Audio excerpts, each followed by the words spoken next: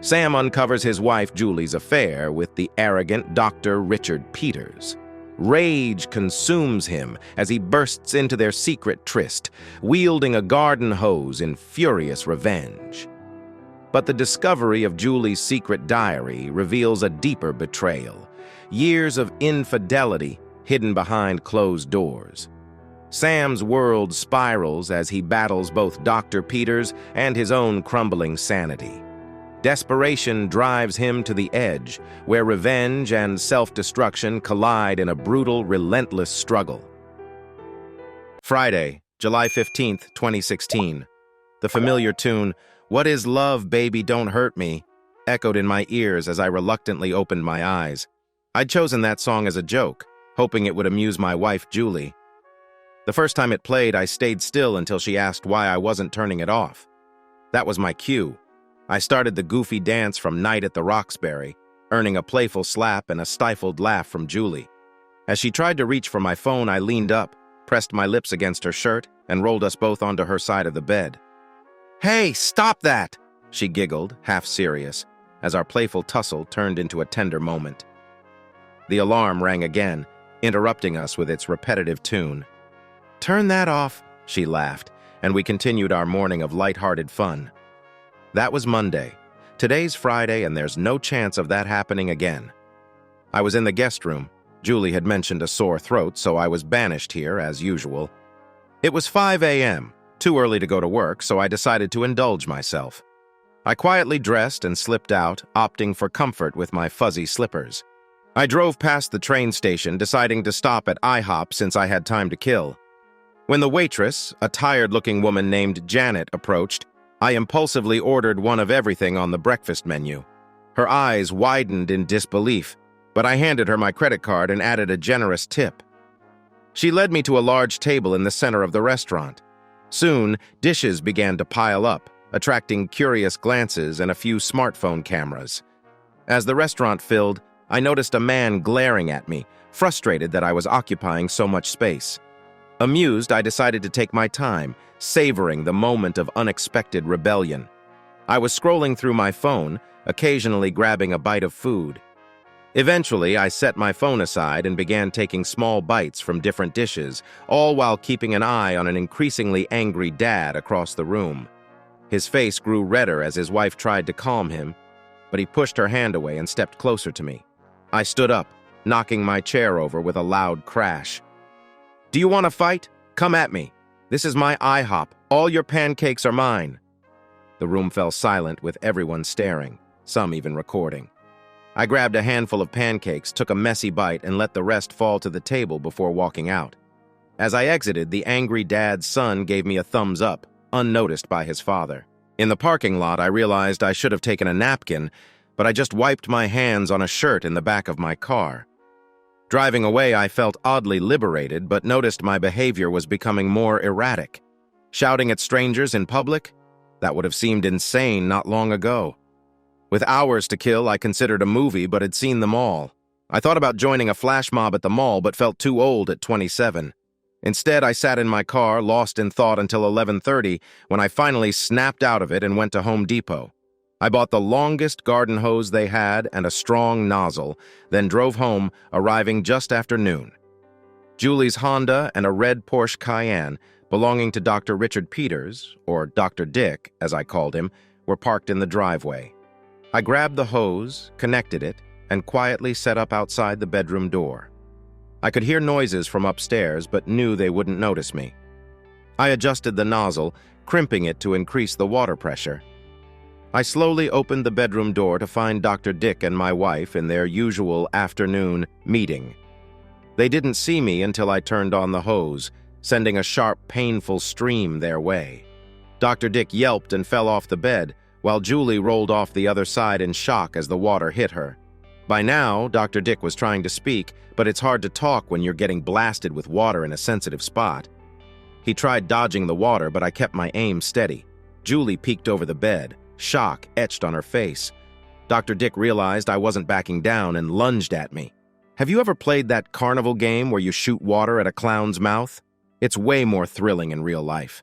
I hit him square in the mouth mid-shout, causing him to choke and bend over gasping. I didn't let up, spraying him relentlessly. Julie, still in shock, tried to approach, wrapped in a blanket. "Sam, I'm so sorry. Please, let's talk," she pleaded, but her words were a blur. I focused on Dr. Dick, who had caught his breath and charged at me with his eyes shut. I sprayed mist in his face, sidestepped, and watched him trip over the stool I'd strategically placed. He crashed into the wall, disoriented and defeated. I stopped the water, but Julie kept pleading, moving closer. When she was within range, I blasted her, causing her to drop the blanket. Dr. Dick was next. I aimed a strong stream at him, causing him to squirm in discomfort. Julie, now on her hands and knees, was close enough for me to grab her hair. I held her still as I counted to 8 and then let go. Dr. Dick, holding his breath, couldn't hold out any longer. What happened next was a mess. Julie didn't need to guess. I watched as she gagged and Dr. Dick quietly sobbed. Satisfied, I left them there and walked to my car. But instead of feeling victorious, I felt empty. I couldn't decide where to go or what to do. Feeling lost, I walked to my neighbor Ted's house, found the hidden key, and went to his room. I opened his bedside table and found the Glock 17 he kept there. I picked it up and put it in my mouth, then made a choice.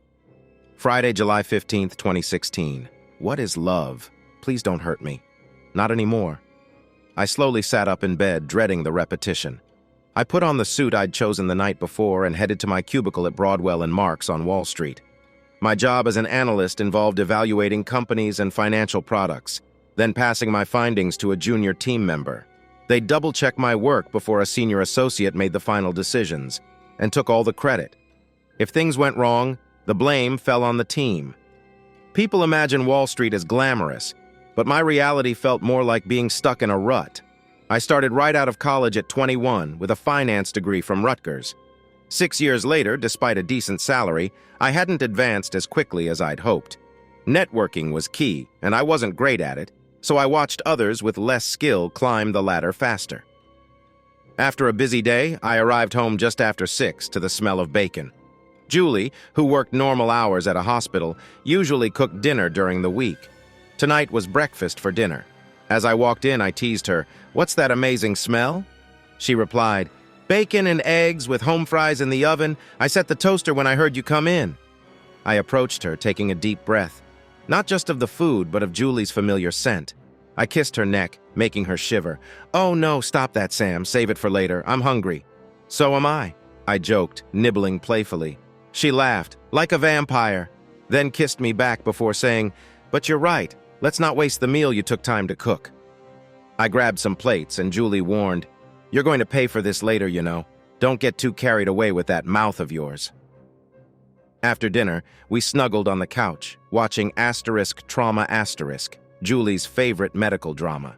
Though exaggerated, she admitted there was truth in the show's portrayal of hospital relationships. Hearing about her co-workers' affairs made me uneasy, but I didn't blame her. Wall Street wasn't much different. Men there were often unfaithful, with well-dressed women filling our office lobby for lunch dates. By 10 p.m., we followed our usual routine of locking up and turning off the lights. We shared a warm moment before falling asleep, content. It was just another regular day in the life of a happily married man. Before going to sleep, I decided to change my alarm from the Hathaway song I'd been using all week. I was sick of it. But the next morning, July 15th, 2016, the song played again. What is love, baby, don't hurt me. Groggy and confused, I wondered why I was in the guest room. Wasn't it Saturday? Why was my alarm even set? It felt like one of those vivid dreams where everything seems normal until you suddenly wake up. I checked the suit I'd laid out. It was still fresh, as if untouched. My frustration grew. Had I dreamed an entire day?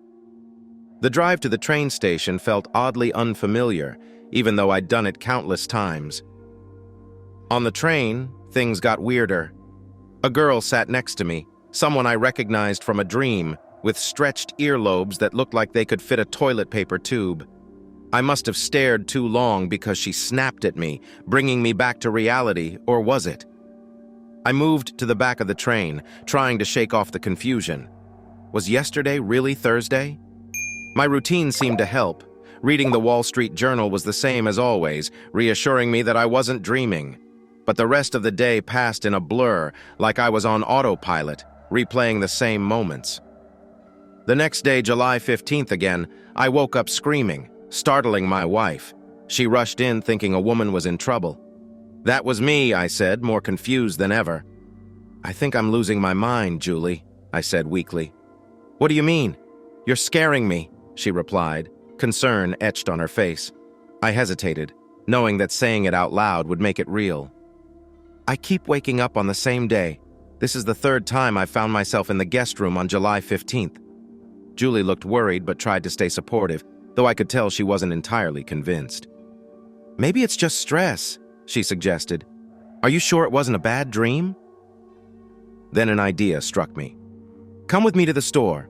I'll show you. I've seen today's newspaper twice already." Surprisingly, Julie didn't argue.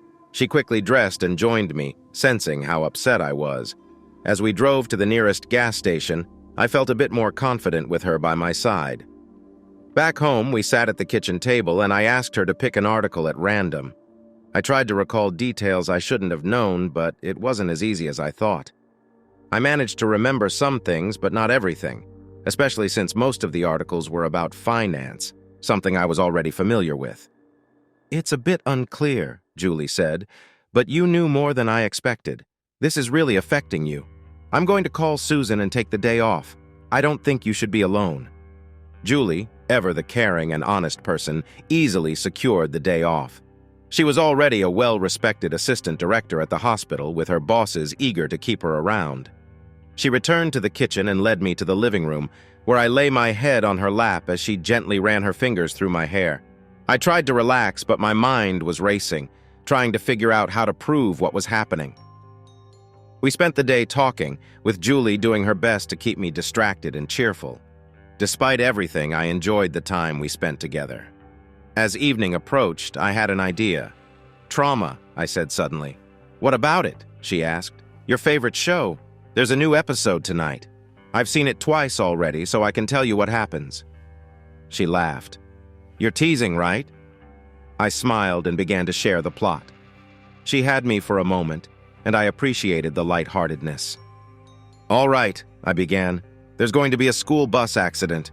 4 kids will be rushed to the hospital, 3 with minor injuries, but the 4th, a little girl, will need urgent surgery. Later, the doctors will realize they missed a small bone fragment, and she'll need another operation. Meanwhile, Dr. Walters and Dr. Shaw share a close moment in a storage room. Nurse Johnson gets a serious warning about her drug problem, and Dr. Dreamy faces a paternity lawsuit." Julie was quiet, processing everything. "That's a lot to just guess," she said. "I want to see the show first before saying anything." I smiled, understanding her doubt. "That's totally fine. I'm not upset. Thanks for being open to this." As *Trauma* played, Julie leaned in, watching closely. By 20 minutes in, she started giving me strange looks, and by the end, she seemed genuinely shaken. "You really lived that before. I can't believe this is happening. Are you living the same day over and over?" "Yes, 3 times now. But I don't know why or how." Julie was full of questions, ones I should have been asking myself, but her concern comforted me. "Maybe the key is to stop it from happening," she suggested. That idea caught me off guard. Could it be that simple? "Maybe if I stay awake until it's Saturday, July 16th, this loop will break," I said, feeling hopeful for the first time. As midnight approached, we felt excited, thinking we'd cracked the code. But when the clock struck 12 and nothing changed, our excitement faded. What if the loop resets when I fall asleep? I wondered aloud. Julie didn't have an answer, and I suddenly felt exhausted. "You should go to bed," I told her. "I'll stay up and see what happens." "That's silly. We're in this together," she insisted. I smiled, grateful for her support. We tried to stay awake, but Julie dozed off around 4 a.m. I watched her sleep, feeling a deep love for her. I can't say for sure if I fell asleep or not. Then it happened again. Friday, July 15th, 2016. Day 4. "What is love? Please don't hurt me, not anymore." This time I woke Julie gently and explained everything again. She called in to say we wouldn't be going to work, just as she always did, being the caring person she is. I rarely had enough time to convince Julie we were stuck in a time loop before we had to head to work. But over time, I got better at noticing patterns and predicting what would happen, one of the few perks of being in a time loop. It wasn't easy, but I eventually became adept at navigating this strange situation. However, instead of solving it together, we mostly just wondered why it was happening. Was it some kind of divine intervention? Neither of us was religious, so that didn't seem likely. It's simple, I joked. I'm the chosen one. Julie smiled, playing along. Chosen for what? Great things, obviously, I replied. And who chose you? Someone very wise. She chuckled. Well, I chose you, so I can't argue with that. We tossed around ideas, from divine intervention to scientific explanations, but nothing seemed to fit. Julie suggested, half-jokingly, that maybe the loop was meant to teach a lesson, like in those stories where people are trapped in time to learn something. But what lesson? She asked. We checked online for any special significance to the day. It's National Tapioca Pudding Day, I pointed out. Maybe the universe wants us to appreciate pudding. We laughed, but kept searching for answers. Julie was always on my side, even though she wasn't trapped in the loop. Her support meant the world to me, even if it didn't change much practically.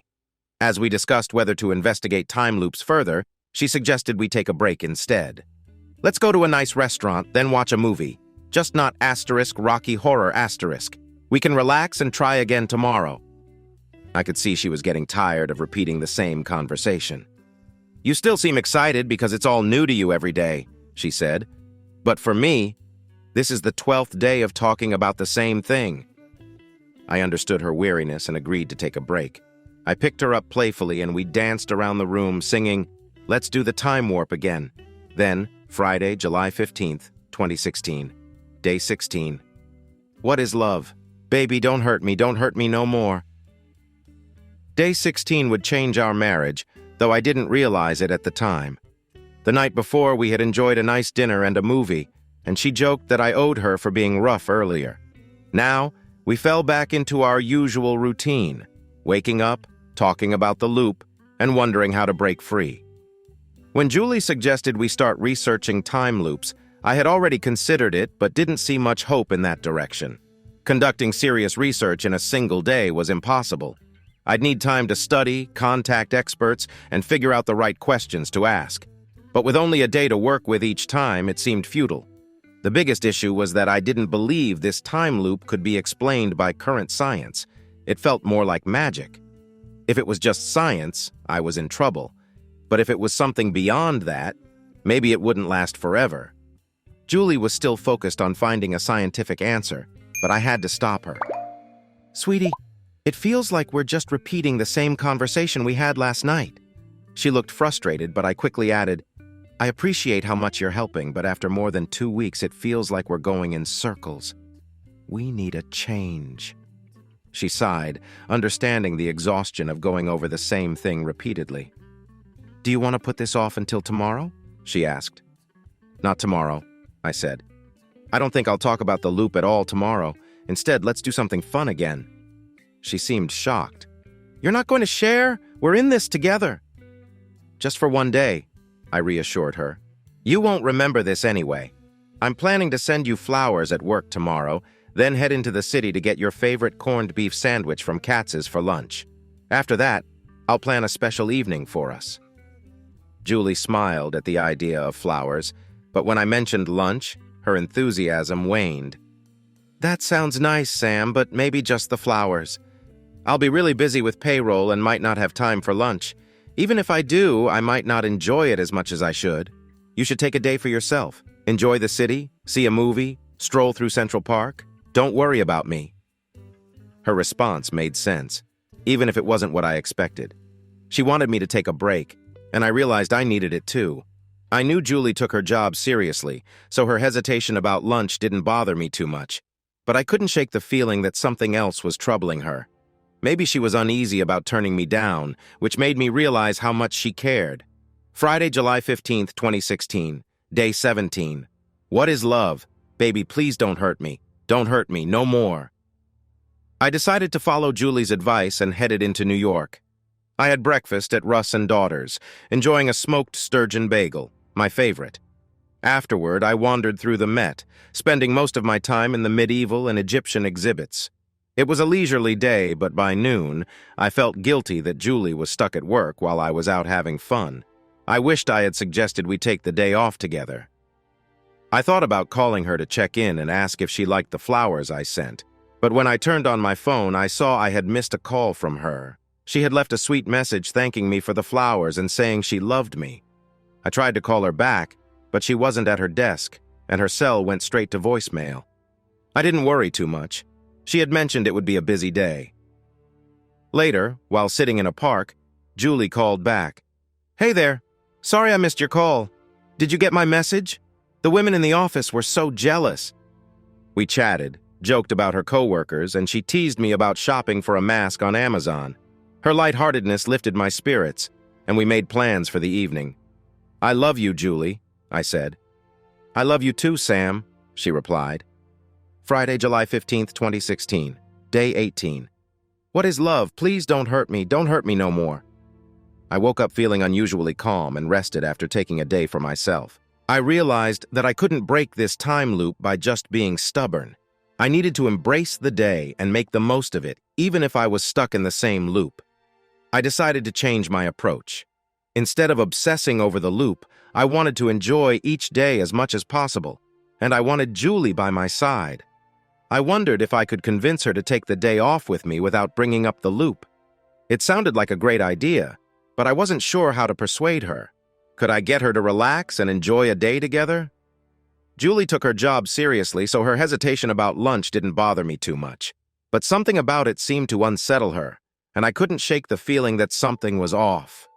Friday, July 15th, 2016, Day 17. What is love? Baby, please don't hurt me. Don't hurt me no more. I decided to take Julie's advice and left the house early, letting her head to work while I took another day for myself. I needed time to figure out how to convince her to take a day off with me without it being an emergency. I wandered through the mall, eventually finding myself in a bookstore where I picked up an interesting book. I settled into the food court with a cinnamon bun and coffee, losing track of time as I read. By 11 o'clock, I was hungry again, but didn't feel like going home to cook. Instead, I headed to a trendy diner near our neighborhood, known for its overpriced but cozy atmosphere. As I sat by the window enjoying the comfort, I saw Julie's Honda Pilot drive by, followed closely by Dr. Richard Peters in his Porsche. It surprised me. Julie had mentioned being swamped with work. Why was she heading home for lunch, and why was Dr. Peters, the head of the cancer department at her hospital, following her? I knew of him and didn't like him. He had a pompous attitude, often treating others with little respect. At first, I didn't think anything was wrong, but the situation nagged at me. Something didn't add up. I can't remember leaving the diner or driving home, it's all a blur. But when I arrived, I saw Dr. Peters' car parked in my driveway, right where everyone could see it. Time seemed to slow down as I stood there, trying to process what I was seeing. I walked into the house, hoping to find them in the living room, discussing work. But the house was quiet, save for the sound of a rhythmic thumping upstairs. My heart sank as I climbed the stairs, knowing what I was about to find, but desperately hoping I was wrong. When I opened the bedroom door, my worst fears were confirmed. There was Julie with Dr. Peters, betraying everything we had built over 6 years. I stood in the doorway, frozen, my world shattering around me. The thought of recording a video crossed my mind, but what was the point? It would be gone by morning, thanks to the time loop.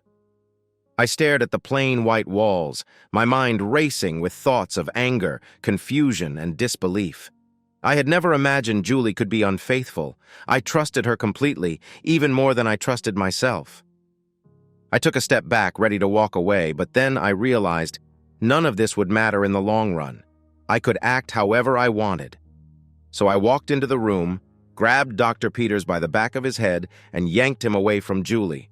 I started hitting him in the side where I guessed his kidneys were. Things escalated quickly. Julie screamed, and Peters managed to twist around and elbow me hard in the cheek. The crack was loud. "Sam, stop! This can't be real!" Julie shouted, her voice frantic. But I was too focused on Peters. I had him by the hair, and though he was struggling, I kept swinging, even though the blows felt weak from the dizziness his elbow had caused. Peters moved closer, making me lose my balance, and hit me again, right in the same spot. The pain in my face was unbearable. I let go and stumbled back, trying to get into a fighting stance, but Peters, despite being older and smaller, clearly knew how to fight. He unleashed a flurry of punches, and soon my face felt like it was being torn apart. My cheekbone was broken, then my nose. Tears blurred my vision, and I tasted blood.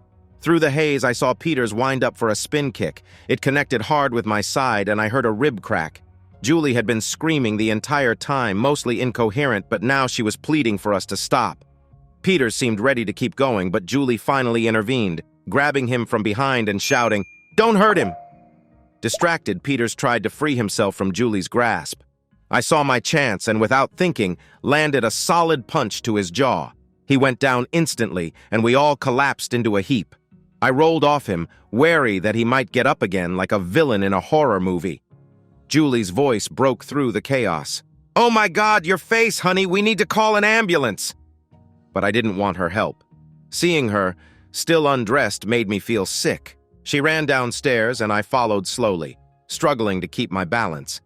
At the front entryway, I saw her on the phone, giving our address to 911. "My husband needs an ambulance. He's badly hurt." As I walked past her, she tried to stop me. "Sam, where are you going? You're hurt." But I was done. I pushed past her, though it took all my strength. She grabbed my leg, trying to hold me back, but I gently pushed her away, perhaps a bit too roughly, because she cried out as she let go. I knew I wouldn't make it to my car, but I couldn't stay there, not with her. As she began to stand up, I kept moving, knowing I needed to get away. It shocked me to find Julie still outside on the front lawn, completely unclothed. The neighbors would never forget this scene. I sprinted to my car, locked the doors, and watched as she ran after me, waving her arms. I drove off, heading out of the neighborhood onto a busy street, and stopped at a red light a few blocks away. I heard a scream and turned to see a woman in a silver minivan staring at me, her hand over her mouth. Behind her, a little boy pressed his face against the window, wide-eyed. Confused, I pulled down the sun visor and looked in the mirror. My reflection was horrifying, bloodied and bruised, with a sunken cheekbone that made my face look deformed. For a moment, I didn't even recognize myself. The pain hit me all at once, like a giant crushing my skull. Bright flashes of light danced behind my eyes, and I could barely see. The light turned green, and cars behind me honked, but I couldn't move. A woman from the minivan approached, opened my door, and spoke softly. "It's all right, sir. Help is coming." Within minutes, a police car and an ambulance arrived. "Mr. Watley, stay still. Your wife called us. You have a serious head injury." I wanted to tell them to keep her away from me, but I couldn't speak. The paramedics carefully placed a neck brace on me, lifted me onto a stretcher, and loaded me into the ambulance. I felt a small pinch in my arm, and then everything faded away. Friday, July 15th, 2016, day 19. What is love? Baby, don't hurt me. Don't hurt me no more.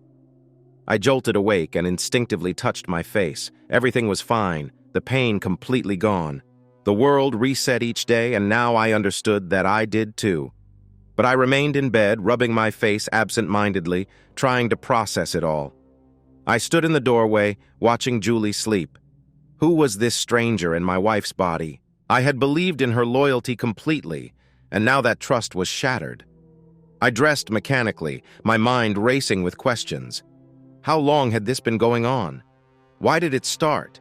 How could someone so honest betray me? Julie was always truthful, never breaking a promise. She was the kind of person who would return extra change or a lost item without hesitation. Yet she had broken her marriage vows. I knew I could ask her direct questions and get answers, but I wasn't sure where to start.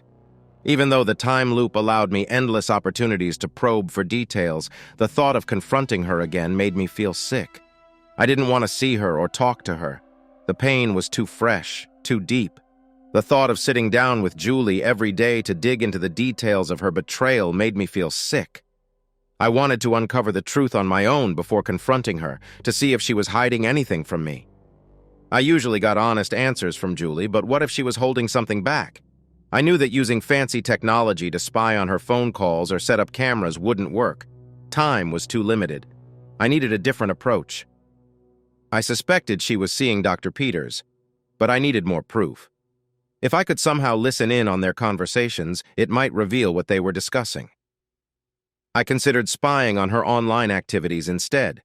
Julie was close to her best friend, her sister, and her mother. She shared everything with them. If I could access her phone or laptop, I might find the evidence I needed.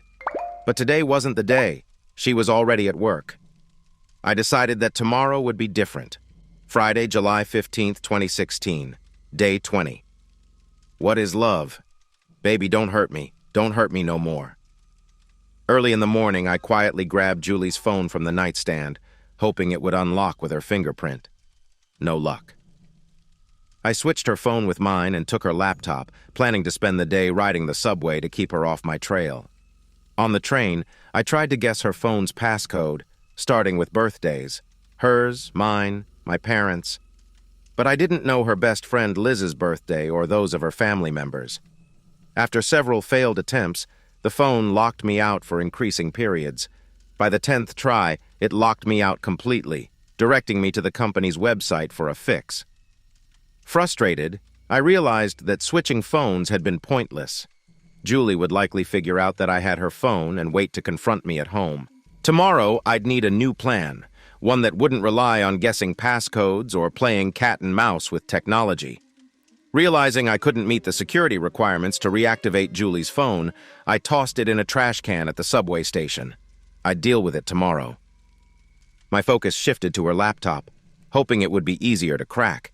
But after trying every possible password I could think of, names, movies, favorite things, nothing worked. Frustrated, I spent the entire day guessing until I finally gave up and booked a hotel room for the night.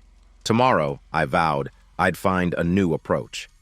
For the next couple of weeks, I continued trying to unlock Julie's phone but gave up on the laptop after 5 days. Even calling our phone company, pretending to be Julie, didn't work. They didn't buy my high-pitched voice act. With only 10 tries per day, I had a lot of time to kill, so I decided to make the most of it. I set out to cross off everything on my bucket list: museums, theme parks, skydiving, base jumping, even riding an ostrich, anything within a day's drive of Trenton, New Jersey. But many of these activities required money, and despite my decent Wall Street salary, I was drowning in debt. Julie's expensive tastes, designer clothes, luxury shoes, and our upscale neighborhood had drained our finances. We were still paying off student loans, and her insistence on a top-of-the-line Honda Pilot hadn't helped. Each day after my failed attempts to unlock Julie's phone, I went to work. I needed the distraction, though the thought of her betrayal never left my mind. The first few nights locked out of her devices and filled with frustration, I turned to alcohol, a habit I'd never embraced before. I drank until I lost control, trying to drown out the pain. Unlike many, I never enjoyed drinking. It always seemed like something people forced themselves into. But now, it offered a temporary escape. In the time loop, there were no hangovers, so I indulged heavily. But one night I drank too much too quickly and blacked out. I had meant to do something else, but the next thing I knew, I woke up, still trapped in the same relentless loop. On Friday, I had my first dream in a month. I was sitting on the couch in our living room. My mom and Nancy Reagan were chatting nearby. "Of course you can have my meatloaf recipe, Nancy," my mom said. "The secret is crushed potato chips instead of breadcrumbs." "But won't they get soft?" Mrs. Reagan asked. "Yes, but they add great flavor," my mom replied with a smile. "Ron will love it." Nancy looked worried. "I hope so. He's been distant lately, even took a part-time job as a Walmart greeter. It's hard for him after being president." My mom suggested showing him some affection, but their conversation was interrupted by loud thumping from upstairs. "Sam, can you tell the kids to stop jumping on the bed?" my mom asked. As I stood to go upstairs, I noticed my pants were around my ankles. I started to pull them up when Nancy called out, "No, no, Samuel, just leave them." Then I woke up to my alarm blaring. "What is love? Please don't hurt me no more." I promised myself I'd stop drinking to forget my problems. But without alcohol, I needed another way to cope. That's when I started planning how to get rich quickly. I spent my mornings entering PIN codes into Julie's phone. But once I got to New York, I went to work, thinking about ways to make money. I briefly considered taking money from private accounts at my firm, but that wasn't who I was. Instead, I focused on day trading. using the tools I had at Broadwell and Marks to analyze the market and trade for my personal account. My stock portfolio was modest, only about $20,000, and I knew it would be smarter to use that money to pay off debt. But on Wall Street, not having any investments was frowned upon. It was like being a vegetarian working in a meat shop. My reluctance to invest my own money might have even held me back at work. Dwayne Maxwell, a vice president, often hinted that I should take more risks if I wanted to stand out. Despite my good research, I didn't want to spend all my free time working or risking my own money on the stocks I analyzed for the firm, which was illegal insider trading. However, I knew others took shortcuts. Some would trade based on insider tips from friends in other departments, making quick profits without leaving a trail. It was risky, but even if caught, the consequences were often minor: fines or a short stint in jail. Wall Street had a short memory when it came to those who made money. My refusal to play the game had likely slowed my career, but I wasn't willing to cross that line, even if it meant I wouldn't get ahead as fast as others. My limited connections in the finance world were partly because I didn't play along with the usual Wall Street games. I might have crossed the line and broken the rules to advance, but Julie's strong sense of honesty held me back. I didn't want to disappoint her. Now, with everything falling apart, I no longer cared what she thought. I considered taking shortcuts, but ultimately I decided to make money the right way. I dove into day trading, starting small but carefully observing the market. The challenge wasn't finding profitable opportunities, it was remembering them without notes, as everything reset each day. I refined my strategy over time, turning my $20,000 into over $7 million within a few weeks. I set my trades to move money into my account throughout the day, giving me easy access to funds. Just as I hit my first million, I finally cracked Julie's phone. Friday, July 15th, 2016. Day 44. What is love? Please don't hurt me. Don't hurt me no more. On my daily attempt to access her phone, I realized her passcode was our wedding date. The discovery made me pause, unsure of how to proceed. I spent the rest of the day reading through months of messages and emails. The texts confirmed my worst fears. Julie had been involved with Dr. Peters for several months. Their meetings were carefully planned, and she even canceled some to accommodate our discussions about the time loop. It became clear she was anxious about getting caught. To make matters worse, her best friends Liz and Emma knew about the affair. Even Julie's boss seemed aware, judging by their casual conversations about her extended lunches. Liz's messages hinted at more people knowing, like when she asked if Susan, Julie's boss, mentioned her 2-hour lunch. Julie laughed it off, saying she made up the time and that being happy helped her work better. I felt a surge of anger as I realized how many people might be in on Julie's secret. While there were no explicit messages revealing everyone who knew, the clues were enough to show she wasn't careful. Despite Trenton being a large city, Julie didn't seem concerned about rumors reaching me. The betrayal cut even deeper knowing that others were complicit in hiding it from me. The most shocking revelation from Julie's messages and emails wasn't just her affair with Dr. Peters. No, the worst part was discovering that Peters was just the latest in a series of infidelities. Julie had been unfaithful long before him. Before Peters, there was a pediatrician, and before that, a neighbor who lived just a few streets away. Her betrayals went back at least a year, as far as the emails documented. I had no idea who might have come before that. I stared at the phone in disbelief, then hurled it against the hotel room wall, hoping it would shatter into pieces. But it only bounced back, barely damaged. Frustrated, I picked it up, ripped off the protective cover, and threw it again with all my strength. It made a dent in the wall, but the phone itself was still mostly intact. Enraged, I stomped on it repeatedly, yelling at the useless device. "Why won't you just break? You're worthless, just like this whole situation." A neighbor banged on the wall, shouting for me to keep it down. I yelled back, but eventually stopped. It was late, so I turned off the lights and lay down on the bed, still in my clothes. Before reading those messages, I had held on to a sliver of hope. If Julie's affair with Peters had been a recent mistake and she felt truly remorseful, I might have considered forgiving her, at least until the time loop ended. My life outside of work had revolved around her, and I might have swallowed my pride to get back the woman I thought I knew. But now I questioned whether I ever really had her. How could she betray me for so long without a shred of concern for my feelings or our marriage? The early emails suggested that Julie's infidelity was a regular topic with her close friends, something they casually discussed. My curiosity grew, and I realized there was more I needed to uncover. Julie and her sister often mentioned their diaries in their texts, saying things like they needed to add something to the diary or were writing in them while they chatted. I had no idea Julie even kept a diary. If I had still trusted her, I wouldn't have cared, as diaries are personal. But now, I needed to find it. I was certain it was a physical diary, given Julie's love for handwriting and sending handwritten notes. For the first time since I was a child, I cried myself to sleep. Friday, July 15th, 2016, day 45. What is love? Please don't hurt me. Don't hurt me no more.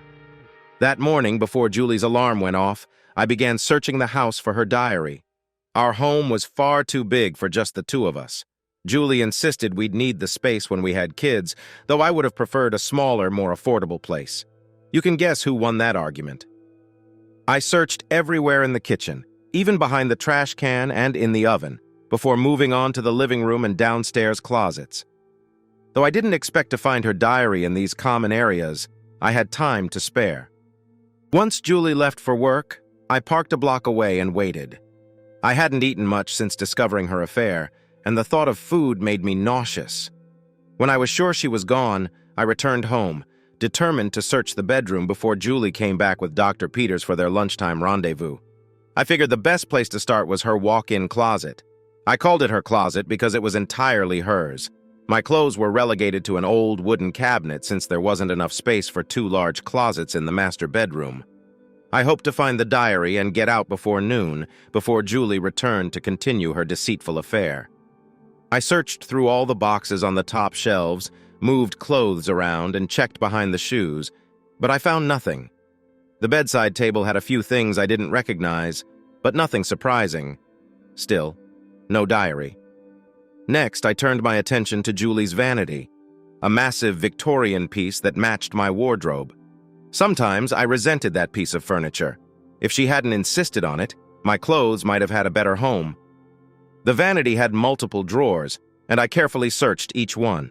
Just as I was about to give up and move on, I remembered that antique furniture often had hidden compartments. Julie had bought the vanity from a dealer, and I hadn't been thrilled about the expense, but I let her keep it as long as the big cabinet was mine. I realized she might not have told me if the dresser had any secret spaces. I went back to my search, this time removing the drawers entirely and examining every inch of the wood. To my surprise, I found 9 hidden compartments. Some were too small for anything significant, while others were big enough to hold a book. It was clear that Julie knew about some of these spaces. One held her diploma, another her jewelry. I felt a small sense of victory in discovering 2 compartments she might have missed, but still, there was no diary. Frustrated, I turned my attention to the large cabinet. Sure enough, beneath a hidden floorboard, I found Julie's diary along with important papers like her birth certificate and social security card. The diary was leather-bound, with the year printed on the spine and filled with Julie's neat handwriting. As I was about to start reading, I hesitated. This diary only covered the last 6 months. Where were the earlier ones?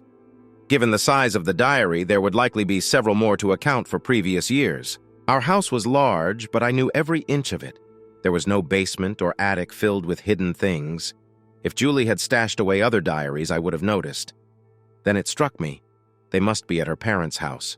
Her old room there would be the perfect place to store something she wanted to keep private. It was almost noon, and I realized I had left the bedroom in a mess. Drawers were open, and items were scattered across the floor. I thought about cleaning it up before Julie and Dr. Peters arrived, but then decided against it. Why should I? I left everything as it was, placing Julie's diary on the bed, open to today's date. With a marker, I scrawled the word *rude* across the blank page. Satisfied with my small act of rebellion, I drove to her parents' house. Julie's father, John, would be at work, and her mother, Mary, was probably at church, as she often was on Fridays. It seemed like Mary spent half her life at church, always making sure everyone knew about it. But what could she possibly be doing there on a Friday afternoon? Maybe Julie's mom spent her afternoons at church chatting with the other ladies. From what I'd seen in the messages she sent Julie, this woman who acted pious hadn't taught her daughter much about loyalty and marriage. Neither of the Bradleys was home when I arrived at their house, and I had no idea where they might keep a spare key. Searching the yard in broad daylight wasn't an option, so I grabbed a decorative ceramic frog from the garden and smashed it through the glass near the door handle. It was easy to reach in and unlock the door after that. I knew I had to hurry. The thought of spending the day in jail instead of reading those diaries pushed me forward. I headed straight for Julie's old bedroom, ignoring everything out in the open. I knew she wouldn't have left anything important lying around. At the foot of the bed, covered by a blanket, was a pink trunk. I had a hunch it held what I was looking for. The trunk was locked with a small heart-shaped padlock, the kind parents buy for young girls to keep their secrets safe. I didn't bother searching for a key. Instead, I grabbed a volleyball trophy from the shelf, girls' division runner-up, and smashed the lock with the fake marble base. It only took 2 hits to break it open. Inside were Julie's diaries. The earliest diaries varied in appearance, but from 2008 onward, they were all part of a matching leather-bound set. Julie had planned ahead, buying enough diaries to last until 2028. I didn't care about her childhood memories. I grabbed the diary from 2009, the year we met, and quickly left before the police could arrive. I won't go into every detail from the 7 years of Julie's thoughts and feelings. The main points were devastating enough. It took me several days to get through them because it was so painful to read. When did Julie start being unfaithful? It would be quicker to count the days she was loyal. She had been true to me for 2 months while we were dating and for 6 months after we got married. That was it. 7 years of almost constant infidelity. This explained why I never noticed any change in her behavior. She had been unfaithful for so long that it was just part of her routine. The early diaries were filled with guilt and self-blame, but as time passed and she realized she wouldn't get caught, the remorse faded. By the 3rd year, she had stopped worrying, and by the 5th year, she didn't even mention feeling guilty. Her affairs became as casual to her as going to the spa. What was even more crushing was learning that nearly all of our friends and family knew about her infidelity. Julie wrote about conversations with them, sometimes mentioning that she suspected someone had figured it out. The only people she didn't discuss with anyone were my parents. The hardest part to read was why she was unfaithful. According to Julie, I wasn't good enough for her. I couldn't make her happy. That hurt more than anything else. It wasn't about any physical inadequacy. It was about my lack of experience when we first met.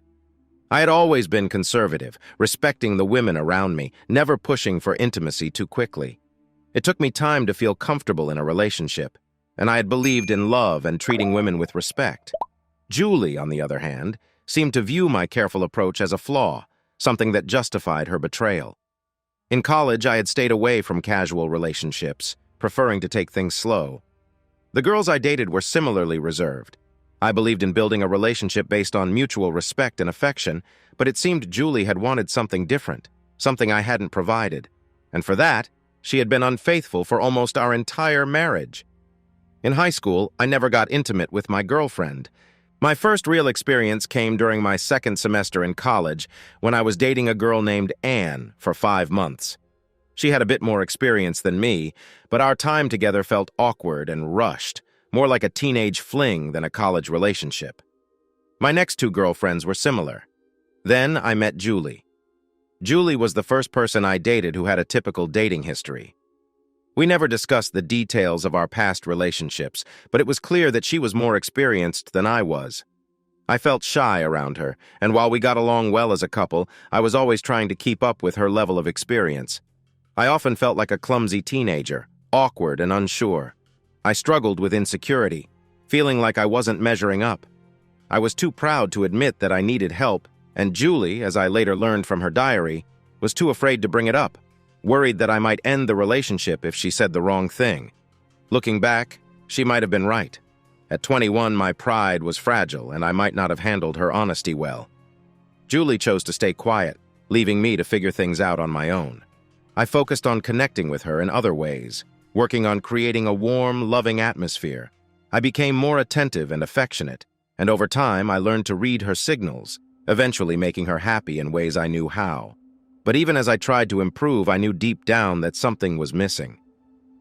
On our first wedding anniversary, after spending hours in bed, I felt a mix of pride and unease. While Julie seemed content, I knew I still had a lot to learn. I wanted to be a better partner, not just someone who relied on quick fixes. So I began reading books and articles, learning techniques, and practicing breathing exercises to help me stay calm and focused. It took years before I felt confident that I was making Julie truly happy.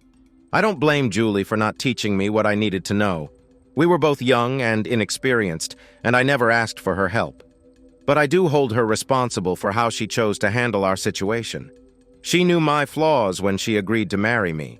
If our intimacy was a deal breaker for her, she had options. She could have ended the relationship, tried to help me improve, or accepted me as I was.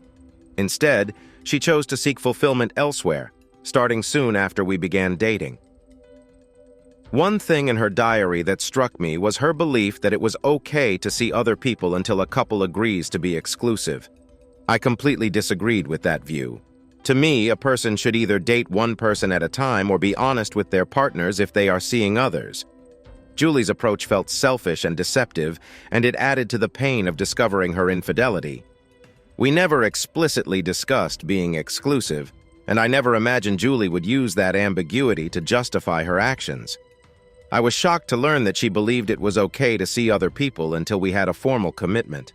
Julie had always seemed so honest and dependable, so I didn't expect this from her. While I took a slow approach to our relationship, Julie kept seeing other guys in her dorm until she realized I was serious about us. She stopped seeing them when things got more committed between us, but in her mind, what she did before wasn't cheating. For me, it absolutely was. If I had known how casually she viewed loyalty, I would have ended things right then. According to Julie's diary, she only started being unfaithful 2 months after we first became close. She thought I was completely inexperienced, and while that wasn't entirely true, I did give that impression. Julie never brought it up because she didn't want to embarrass me or share too much about her own past. Even though her past wasn't extensive, she knew I had old-fashioned values and worried I might not handle the truth well. Because we avoided discussing these things, Julie took matters into her own hands. She knew my issue was a lack of experience, but she didn't realize that I was still figuring things out. After 2 months, she grew impatient and started seeing other people again. Initially, she didn't feel guilty because she saw me as just a new boyfriend who might improve or might not. But as our relationship became more serious, the guilt started to creep in. If Julie hadn't been finding satisfaction elsewhere, she might have felt more compelled to talk to me about our issues. But as time went on, it became harder for her to confront the growing problem. By the time we got married, she had filled her diary with sweet notes about love and plans for our future, promising that there would be no other men, but she couldn't keep that promise for long. We got married right after college, and while I was slowly getting better, Julie was still unhappy.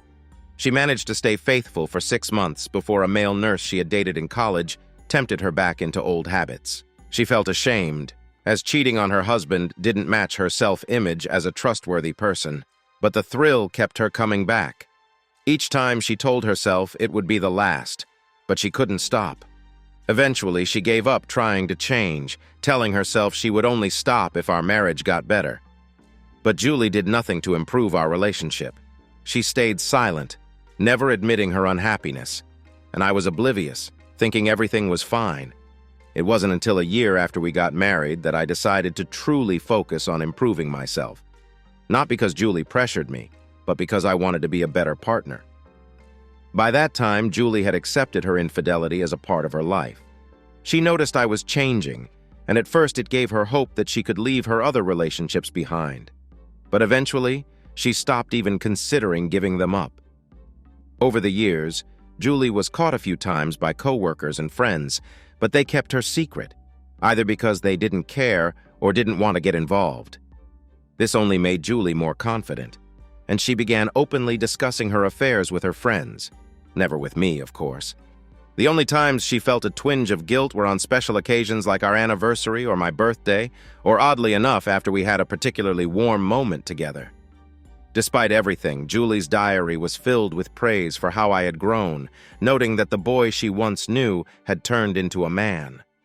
Julie believed I was better than almost anyone she'd been with, yet she never stopped her affairs or even considered ending them. Her diary was filled not only with daily details and secrets, but also with words about how much she cared for me. However, one crucial reason for her love was missing. She loved me because I was too trusting, too blind to see her true self. Though she never said it outright, it was clear she saw me this way. Her diary painted a picture of me as a perfect prince, but her actions told a different story. The disconnect between her words and reality made me feel sick. She had hurt me deeply, yet she claimed to love me completely.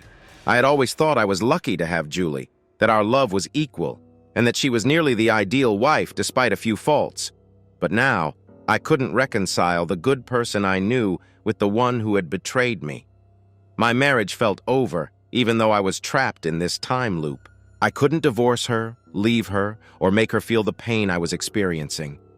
Each morning, Julie woke up thinking she still had a loving husband who was oblivious to the truth. Despite this, I resolved to get back at her in any way I could, short of physically hurting her. I also planned to confront Dr. Dick again and prepare myself better this time. Finally, I thought about how to fix my life once the time loop ended. But during this time, I felt lost and broken inside, struggling to find my way. As the days passed, my journey through this emotional hell took me to dark places.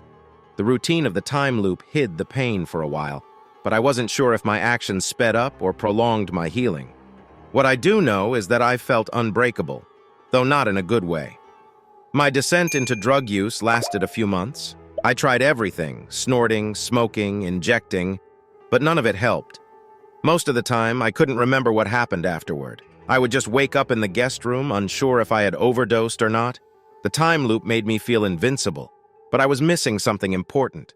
The realization that death might be permanent, even in this endless cycle. My drug use eventually led me to seek out a substance I had read about, DNA chrome. It sounded like a myth, but I found out it was real, though hard to come by. I followed a trail of dealers, starting with the guy who sold me cocaine.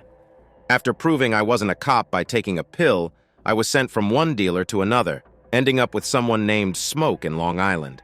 I imagined Smoke would be a skinny black guy or a white guy with dreadlocks, but instead, I met a 400-pound Jewish woman. So much for my assumptions. I went through the usual routine with her, looking every bit the professional in my mid-20s, which made it easy for people to sell me drugs like weed or cocaine. But when I asked for lighter drugs, the dealers often got nervous.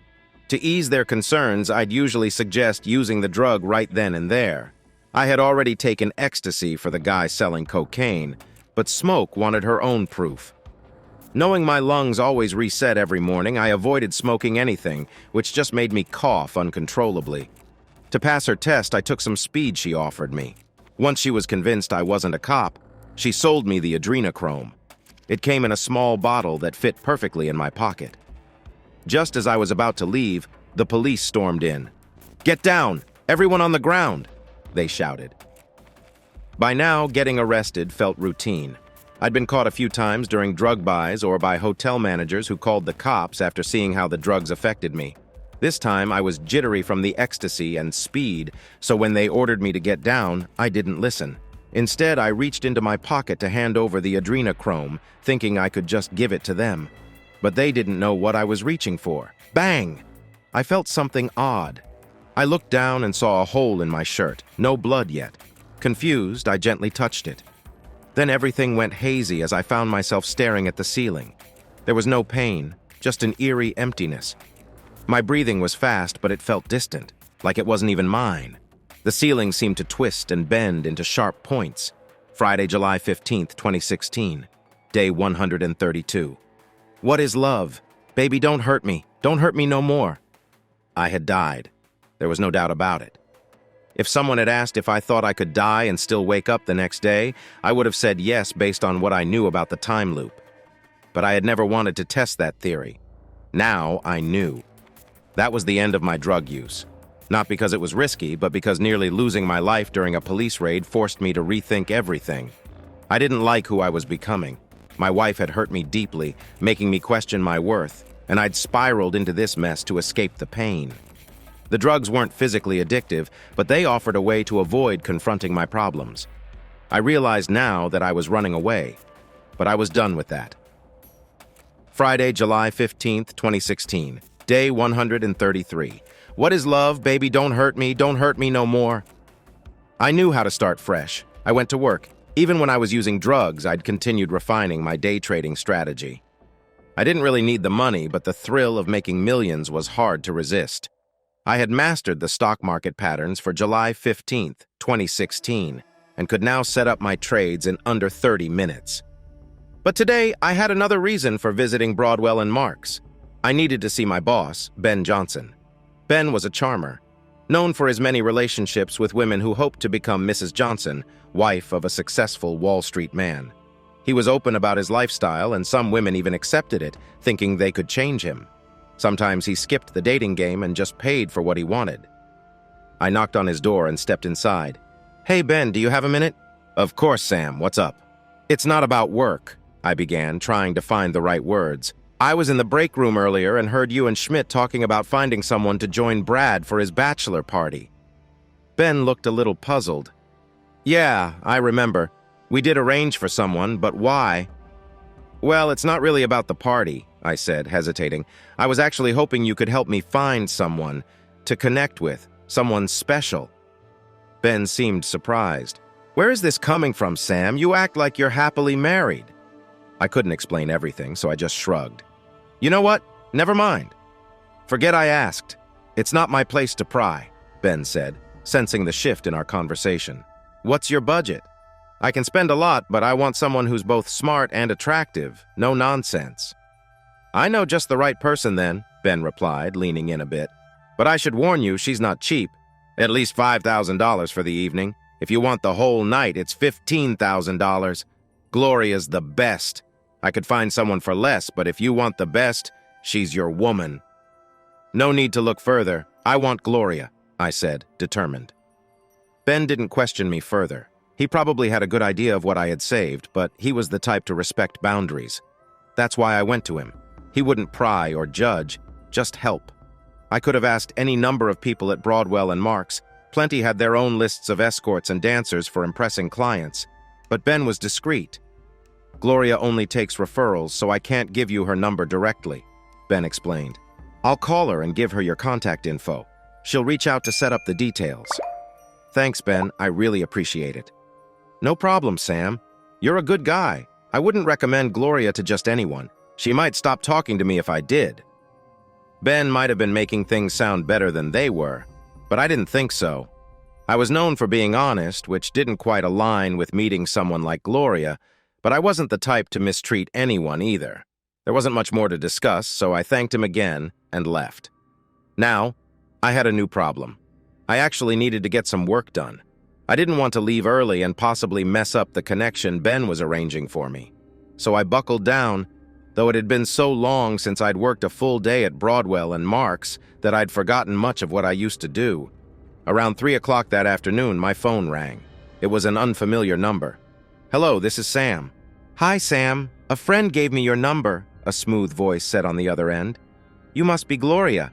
I'm glad to talk to you. Mr. Johnson mentioned you might be looking for some company. Do you have an event coming up?"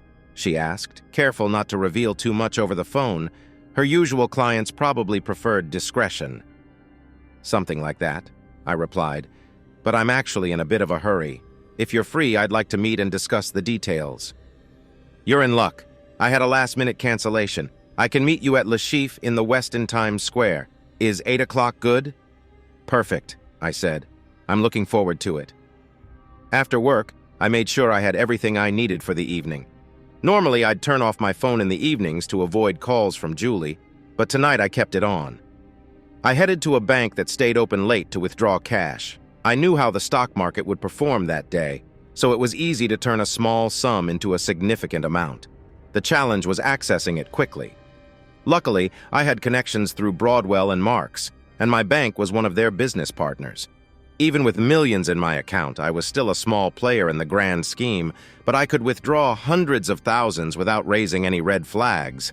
Tonight, I took out $50,000. I arrived at the Westin early and booked the best suite available.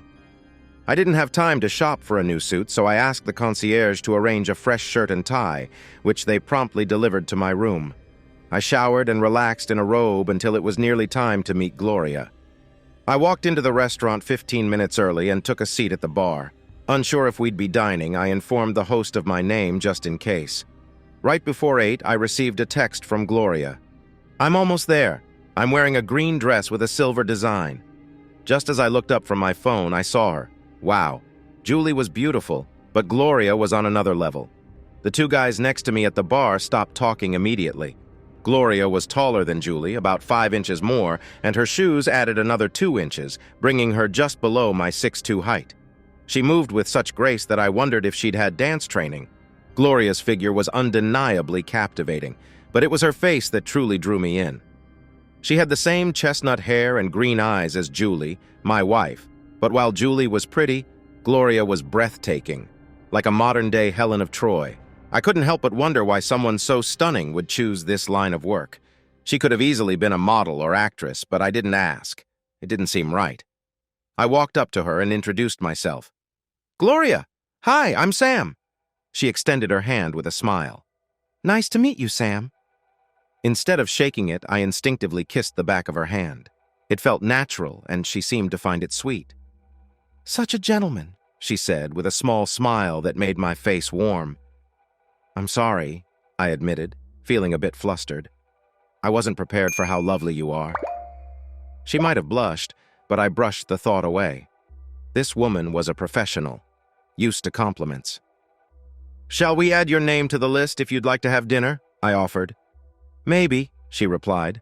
"Let's go to the bar and chat for a while." Small talk wasn't my strength, but with Gloria it was effortless. She kept the conversation flowing, making me feel at ease. I quickly understood why she could command such a high price.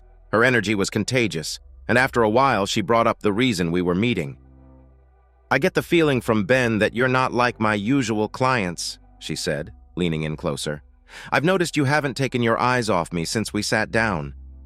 She whispered in my ear, "It's okay if you want to look. You'll see everything tonight." I swallowed hard, her presence overwhelming me. "Sorry," I began. "When I was younger, I was really shy.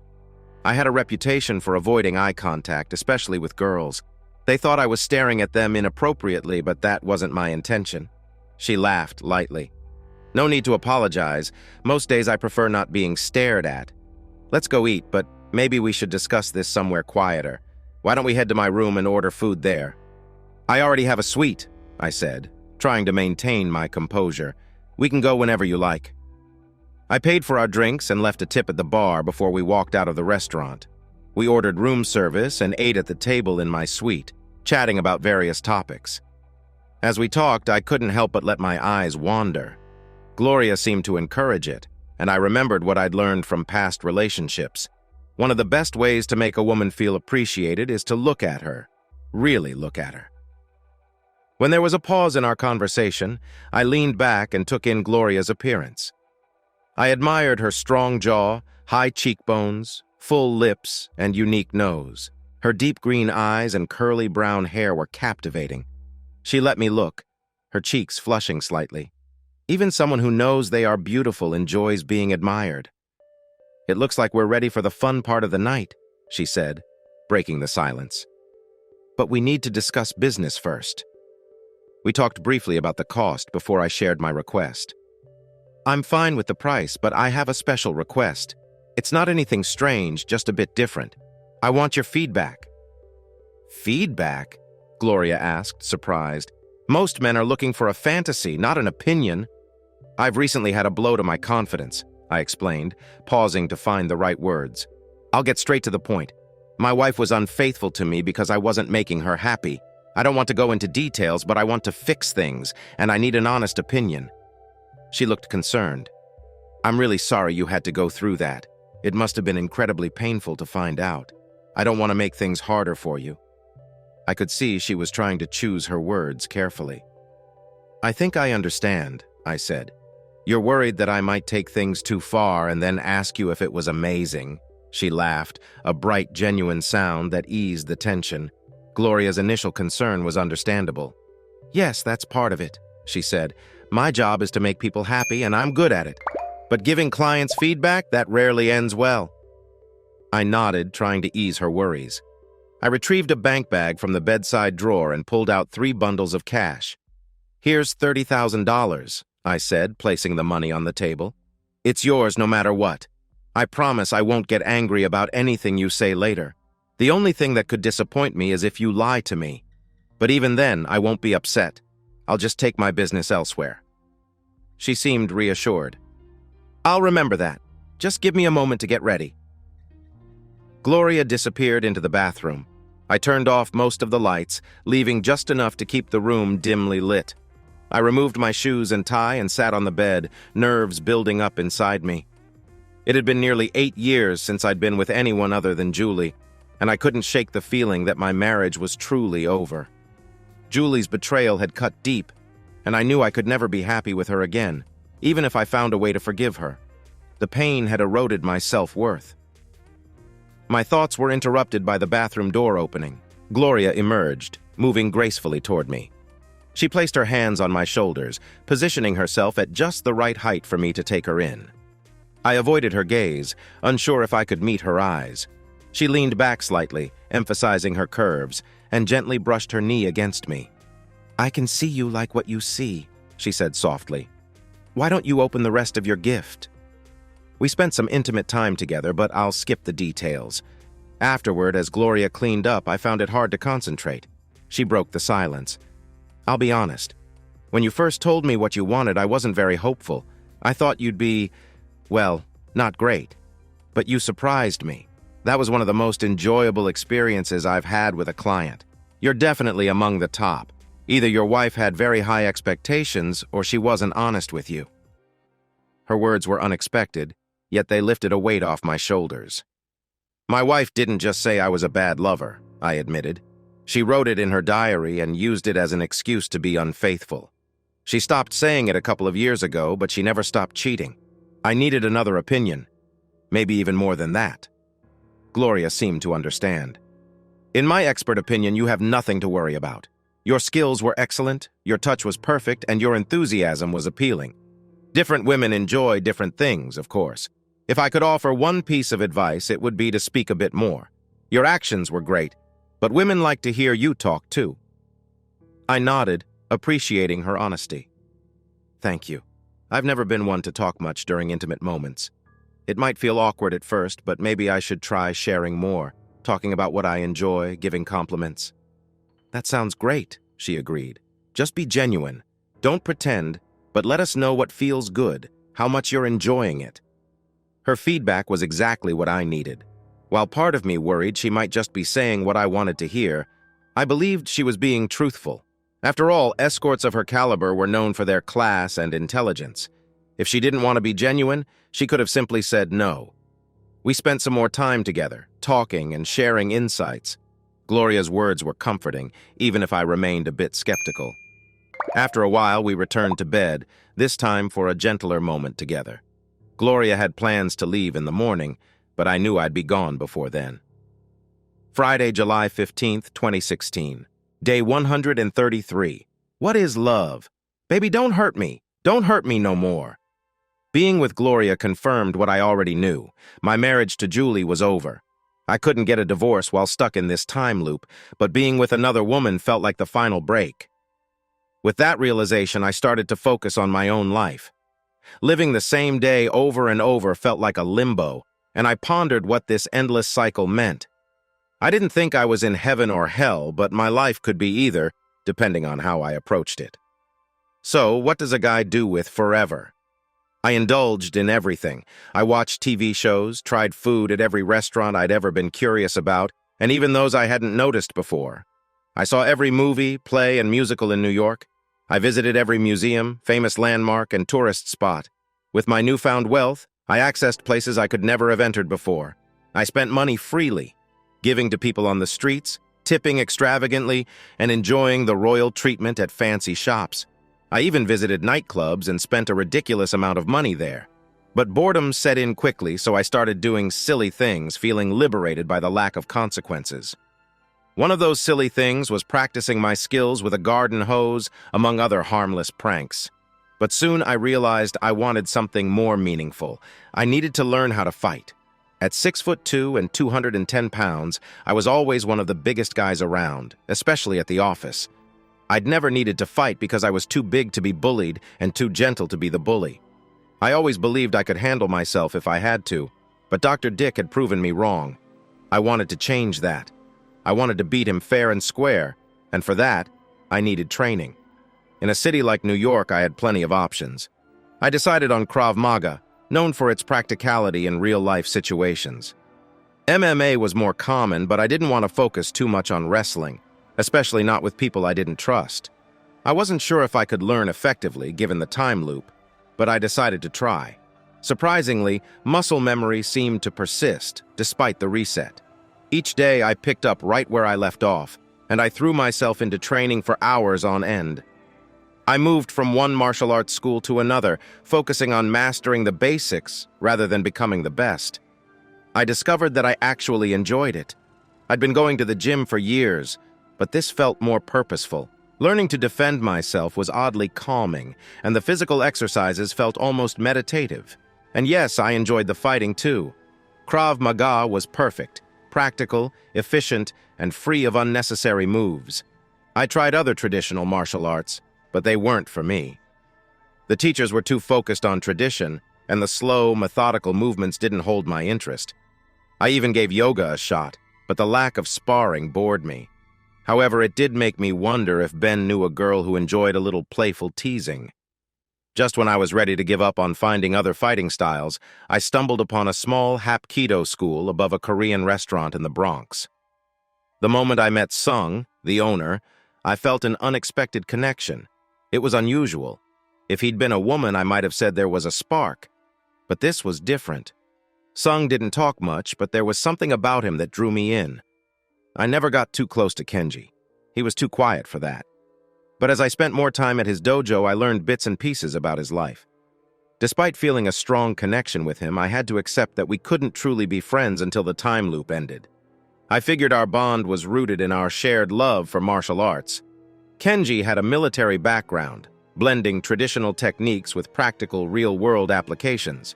As the days in the loop dragged on, Kenji became like a best friend to me, even though I was just a new student to him every day.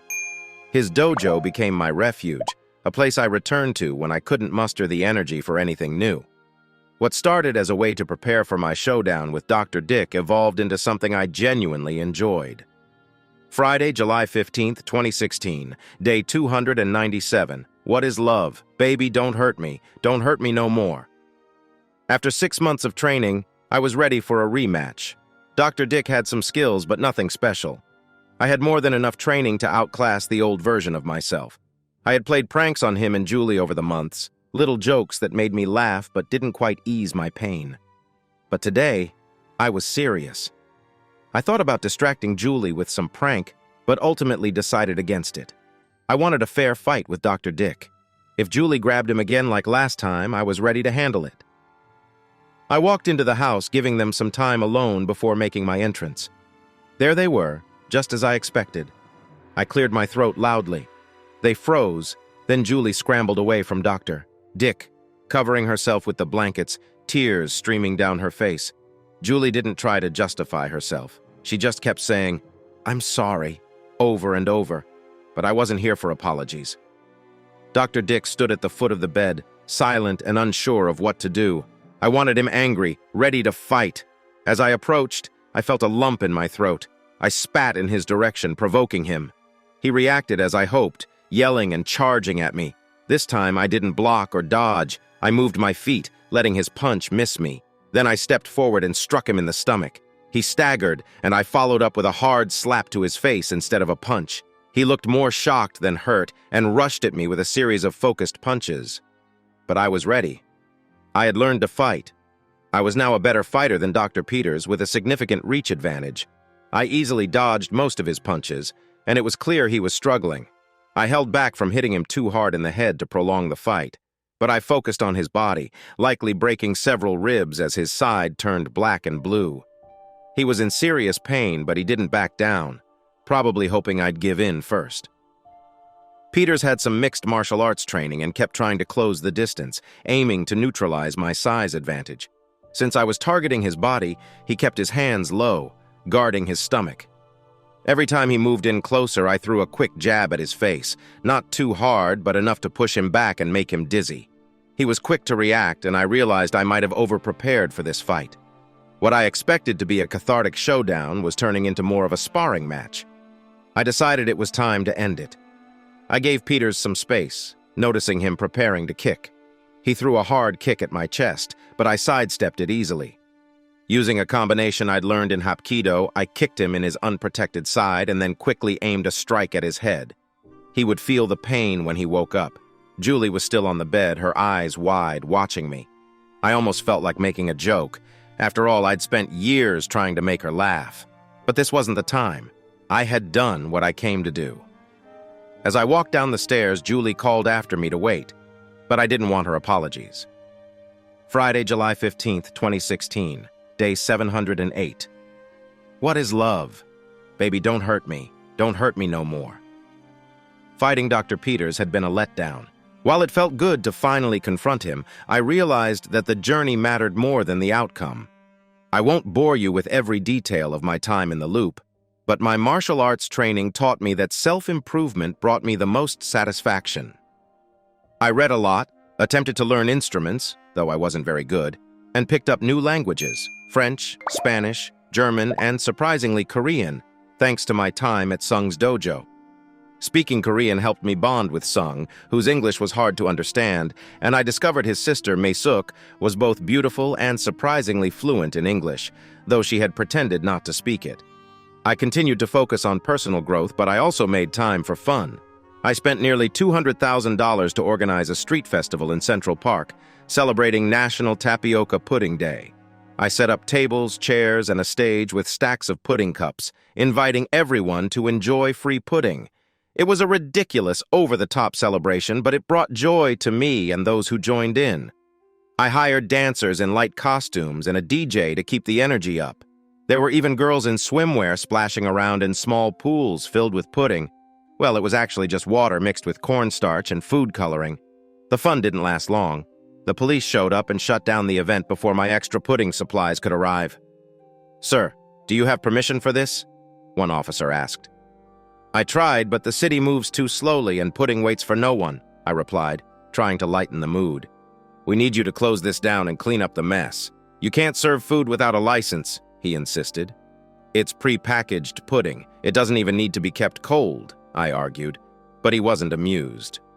"Sir, you're already facing a big fine. Don't make me ask again," he warned. I pretended to comply, then jumped back on stage. "Hey, everyone! This man wants to take your pudding. Let's not let the day end without enjoying it," I shouted, rallying the crowd. About 50 people joined in, chanting, "Hooray for the pudding!" as I grabbed cups and tossed them to the crowd before the police finally caught up with me. I spent the rest of the day in jail, realizing the pudding gods weren't on my side. Another day, I decided to try something different. A Broadway makeup artist helped me disguise myself with a wig and a fake beard. I dressed in mismatched old clothes and headed to an open mic night at a trendy bar in Chelsea. "I'd like to share a poem by someone I really admire," I began, adopting a dramatic tone. "One fish, two fish, red fish, blue fish." Surprisingly, the hipsters let me finish without interrupting. They even laughed with me when I laughed at them. I felt a bit guilty, but I couldn't resist doing it a few more times at other spots. As time passed, I focused on meeting new people. I'd always been a bit shy, which made it hard to make friends as an adult. Most of my previous friendships were through Julie, and knowing that many of them likely knew about her infidelity made me distance myself. I needed new connections, even if I could only build them one day at a time. There were people I met who I felt a connection with, even though to them I was just a stranger they'd met for the first time. It was tough, but I kept pushing forward. Sometimes I thought about visiting Julie just to feel some warmth and care, but I always stopped myself. Instead, I focused on my parents who lived in Florida. A quick flight could bring me to their loving arms. I also tried dating again using apps and going to clubs. I found myself in situations I had avoided in college, wondering if I'd been too picky back then. I had a few brief flings and even hired escorts at times, but mostly I went on friendly dates with women who were also not in a rush. Some of them seemed like they could be good partners, but it was hard to tell from just one day. I spoke to Julie a few times, debating whether it was even necessary. I already knew her deepest thoughts and feelings from her diary. Her words didn't always match her actions, and while she pleaded for another chance, promising to be faithful, I knew better. I'd given her plenty of opportunities to come clean, but she only offered vague excuses and apologies. Our last conversation ended like this. We were in the living room, Julie on the couch, me in a chair. She'd cried so much that she was nearly out of tears. I waited for her to compose herself before asking the question that had been haunting me. So, Julie, why did you betray my trust? Oh no, Sam, Dr. Peters. He didn't charm me, but there was something strong about him, Julie stammered. I know that's no excuse. I can't really explain it. There's nothing that could justify what I did. She was right about that, but she was avoiding the bigger issue. And what about all the other guys before Peters? I asked. Julie went pale, momentarily speechless. The hope she had of fixing things faded from her eyes. She didn't argue, didn't try to deflect. Did someone tell you? She finally whispered. Who would tell you? How many of our friends know? How many people think I'm a fool because of you? Nobody thinks that about you, she insisted, breathing hard. Nobody. Everyone cares about you, Sam. They wouldn't laugh at you. Some of them know I've been seen with others, but that's on me, not you, sweetie. Really? I asked, my voice dripping with disbelief. That's a nice thought, but it doesn't feel true. They stayed friends with you, even knowing you were two-faced. How could they respect me? I'm the only one left out of this little secret. Julie flinched at the harshness in my tone. She wasn't used to hearing such disdain from me. After a long pause, she finally spoke, her voice trembling. Sam, I never thought about it that way. I just know our friends have never said anything bad about you. I'm really sorry if I've made things difficult between you and them, but if none of them told you, how did you find out there were others? First, how I found out doesn't matter. Second, you're avoiding the question. Why? Julie took a deep breath. I'm not trying to avoid the question. I just don't know what to say. I've been thinking about it a lot. I guess the real answer is, because I could. I thought I wouldn't get caught. I believed I could enjoy myself without hurting you. That wasn't in her diary, but it felt true now. I doubted she would ever fully explain why she started down this path, even if she wanted to. I read your diary, I said. Julie jumped up and ran to the bathroom. I could hear her getting sick. It took her about 20 minutes to calm down and return to the living room. I thought she had cried all her tears, but she had more left. I'm really, really sorry, she whispered. I don't know what to do. Yeah, that about sums it up. Do you still want to say that no one was laughing at me? You couldn't find what you wanted with me. I don't measure up, do I? No, I mean, yes, you do. I just thought I needed something different. I was young and foolish. And then, when I didn't get caught, she took a deep breath. Sam, you do make me happy. If you read my diary, you must know I stopped using that as an excuse. It was never an excuse, I shouted, slamming my fist on the coffee table. The glass shattered, cutting my hand. I sank back into the chair, pressing my hand against the armrest. It would heal in time. Julie flinched. Is there no chance for us? I love you more than I have ever loved anyone. I will change. I promise I won't do that again, she pleaded softly. Could you ever forgive me and give me another chance? Could she change? Maybe. But I could never forget how much she had hurt me. If a stranger had done this, I might have reacted differently, but only someone you love can hurt you this deeply. Once you let someone into your life, you have to trust them. I could never share my feelings with Julie like that again. No, it's over between us. I know you care about me, Julie, but you're mistaken. You care about yourself more. You didn't care enough about me to put me first. You didn't care enough to be patient and give up what you wanted. All you had to do was wait, or better yet, support me. You don't see things deeply, Julie. I just wish I had noticed it earlier. Goodbye. Even when I was angry, I never raised my hand to Julie. I was tempted, but I didn't for two reasons. First, I still didn't fully understand how the time loop worked. I knew I was reliving the same day, but for everyone else, time was moving forward. I wondered if there were different realities, where my actions could affect others even if they didn't affect me. I didn't want to hurt someone just for my own amusement, especially if they had to live with the consequences. But that was just a small part of it. The second and bigger reason was that I didn't want to become the kind of person who resorted to violence. My dad used to say, "Your true character shows when no one is watching." I knew I couldn't let my darker impulses take over just because I could get away with it. I knew I had to keep myself in check, especially when slipping away unnoticed was so easy. Whether karma existed or not, I believed that some actions leave marks on a person. Hurting Julie wouldn't make me feel better about losing her. I realized that forgetting her and letting go of old wounds was the only way forward. I even stopped bringing the garden hose home. Waking up next to my wife every morning felt like a cruel joke, but I eventually realized I hadn't truly seen her in over a year. Friday, July 15th, 2016. Day 1382. What is love? Baby, don't hurt me. Don't hurt me no more. It's embarrassing how long it took me to understand the time loop, or at least begin to grasp it. I still don't fully get it, but I think I understand how it worked. Most nights I went to bed as usual. It wasn't necessary since I woke up every morning feeling refreshed no matter what I did the night before. But sleeping felt right, even if the next day was always the same.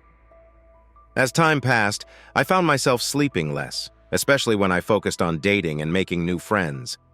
Restarting each day became harder. New York is a city that never sleeps, so I easily filled my days and nights meeting people. Initially, I thought my day ended at 5 a.m., but I was wrong.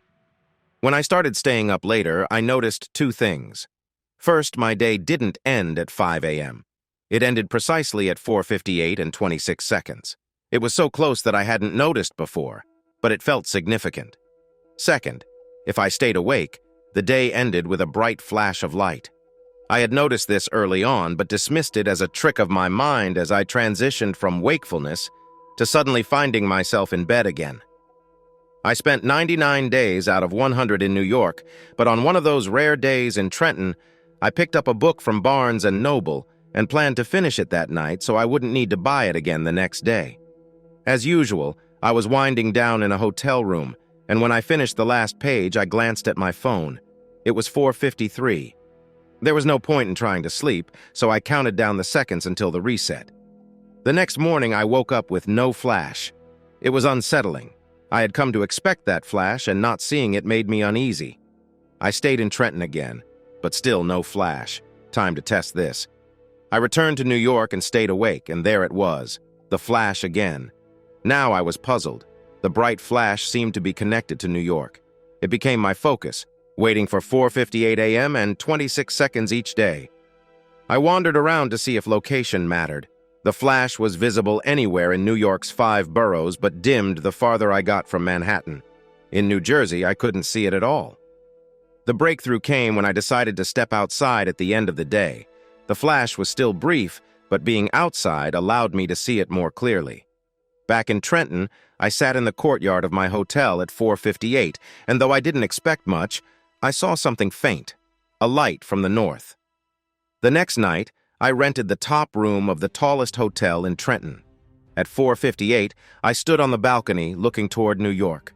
Friday, July 15th, 2016, day 14:03. What is love? Baby, don't hurt me.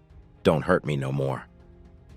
I slowly sat up in bed, finally understanding what happened at 4:58 and 26 seconds every day. It was quick, just a blink, more like a feeling than a memory. But I knew what I had seen, a massive cloud of smoke. I might be the first person to cry happy tears at the sight of a nuclear blast. The explosion and my strange time loop were connected. It had never crossed my mind that something external was causing my day to reset. But now, there was no doubt. A bit of online searching confirmed my suspicions. Even the largest nuclear bombs wouldn't have a blast radius that reached Trenton from New York. Trenton might suffer fallout depending on the winds, but it wouldn't be an immediate threat to my life. So if the explosion wasn't killing me, why did the loop reset at the exact moment it happened? The time loop seemed directly tied to the bomb. The realization that I could potentially break free from the loop by preventing the explosion filled me with hope. I quickly began searching for a solution. My first step was renting a helicopter. I booked a flight from Trenton to New York, making sure we'd be 5 miles out from the city when the time came. The pilot thought I was just another wealthy passenger wanting to see the sights. At 4:55, I called him on the intercom. I'd tipped him generously before takeoff and mentioned I might want to hover for a while. "Can you hold here for a few minutes and turn slightly so I can get a good view of the city?" I asked. "Sure thing, sir. Just let me know when you're ready to move on," he replied, unaware that we were seconds away from being vaporized. Tomorrow would be better for him, though. When the bomb went off, I was ready, but it all happened so quickly. I wasn't focused on the massive cloud in the sky, but instead on the ground, trying to pinpoint where it started. But before I could get a clear view, I was already waking up to a new day. It took me 3 more attempts before I narrowed it down to East Manhattan. That was as close as I could get. As I got closer, strange sensations overwhelmed me. The sound of the blast echoed from all directions, and it was impossible to pinpoint its origin from within the affected area. From New Jersey, I knew it was coming from the north, but Manhattan made it hard to tell. My aerial view confirmed it was on the eastern side of the island, but that area was vast, like finding a needle in a haystack. If the bomb was detonated remotely, it could be anywhere. I would have to check every building, every room, every car, trash can, and basement in Manhattan, a task that seemed impossible. I was willing to try, but it was my last resort. I believed that finding the spot might reveal a clue, perhaps something left behind by terrorists. I started by investigating likely targets. Each night I wandered Manhattan looking for anything out of place. I watched the UN building for a whole day and night but saw nothing suspicious. The security was too tight. I wasn't sure what I was looking for, but I hoped I'd know it when I saw it. I checked Times Square, Carnegie Hall, Rockefeller Center, the Empire State Building, the World Trade Center Memorial, colleges, museums, and big company offices. I even spent weeks exploring Central Park. After months of searching, I finally found something interesting. Friday, July 15th, 2016.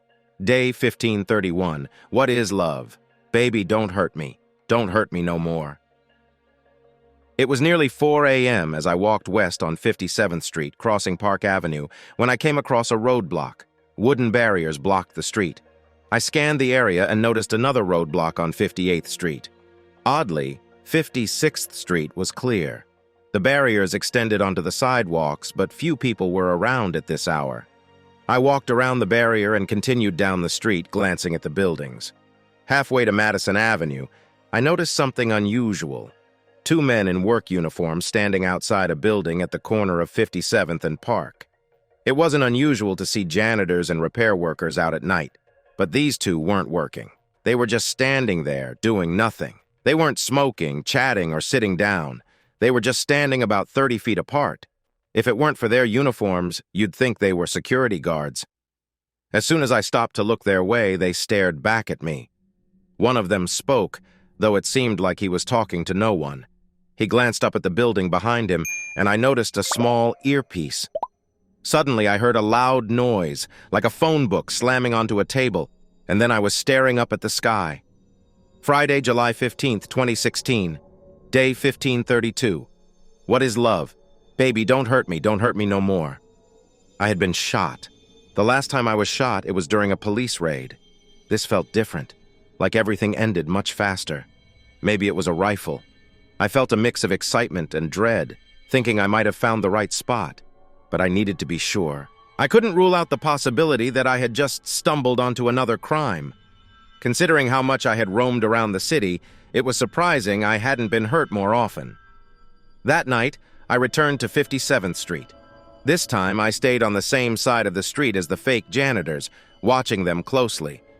I had noticed the night before that they didn't bother anyone who kept walking.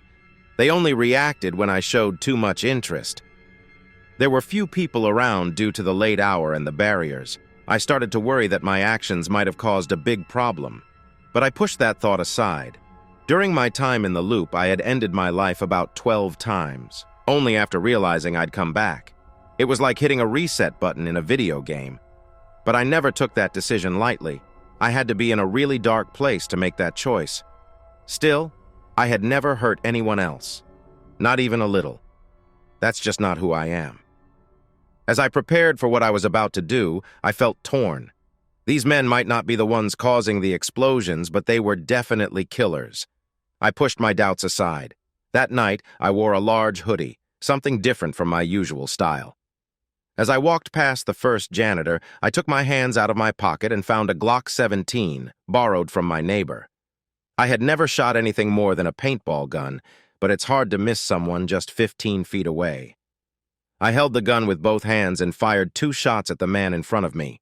He began to fall. I quickly turned and fired 2 more shots at the other man I had just passed. The first shot hit him in the chest, but the second one went high, tearing through his neck. For a moment I froze, but then adrenaline surged through me. I remembered the sniper. I ducked into the building's lobby just as a bullet hit the spot where I had been standing. Once inside, I bent over, feeling sick. Stopping terrorists seems clear-cut, but I wasn't prepared to see someone die because of me. Ahead of me was a long hallway leading into the lobby. I took a deep breath and raised the gun. I needed to check this building to see if the bomb was inside. After taking down 2 men, I hoped it was. I carefully moved along the left wall, glancing around the corner into the lobby. I saw some chairs, couches, and an information desk. But before I could take it all in, bullets started tearing into the corner where I had been standing, sending chunks of stone flying. The roar of the machine gun filled the air like the sound of a giant saw cutting through metal. I hit the ground hard, curling up to shield myself from the debris. My skin was scratched and I was covered in concrete dust. As I lay there, it hit me. I was in way over my head. I probably looked like a messy donut covered in dust. But then the machine gun fire stopped. He was reloading. I quickly moved around the corner, ready to take a shot before he could finish. But just as I was about to act, flash. *** Friday, July 15th, 2016. Day, 1532. What is love? Baby, don't hurt me no more. I realized I had found the bomb site. My attack must have forced them to detonate it earlier than planned. That could complicate things, but at least I had the location. Instead of rushing back, I knew I needed to strategize. My goal was to stop the explosion and break free from the time loop. But if I succeeded, I had to be prepared for what would come next. Using a gun wasn't ideal. New York has some of the strictest gun laws, and even if saving millions of lives would grant me some leniency, I didn't want to make things harder. Getting a gun legally in a day was impossible, but if I could take one from the terrorists, it would raise fewer questions. If stopping the bomb ended the loop, I'd be thrust into the spotlight. Armed terrorists planning a nuclear attack in New York City. There was no way to keep that quiet. I considered leaving it to the authorities, but I wanted to ensure innocent lives were protected.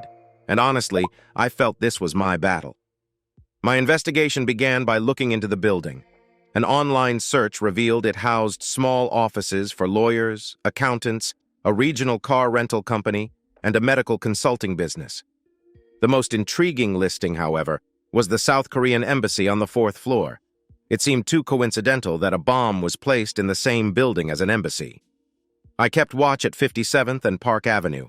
The attackers arrived at 3:15 a.m. in construction trucks.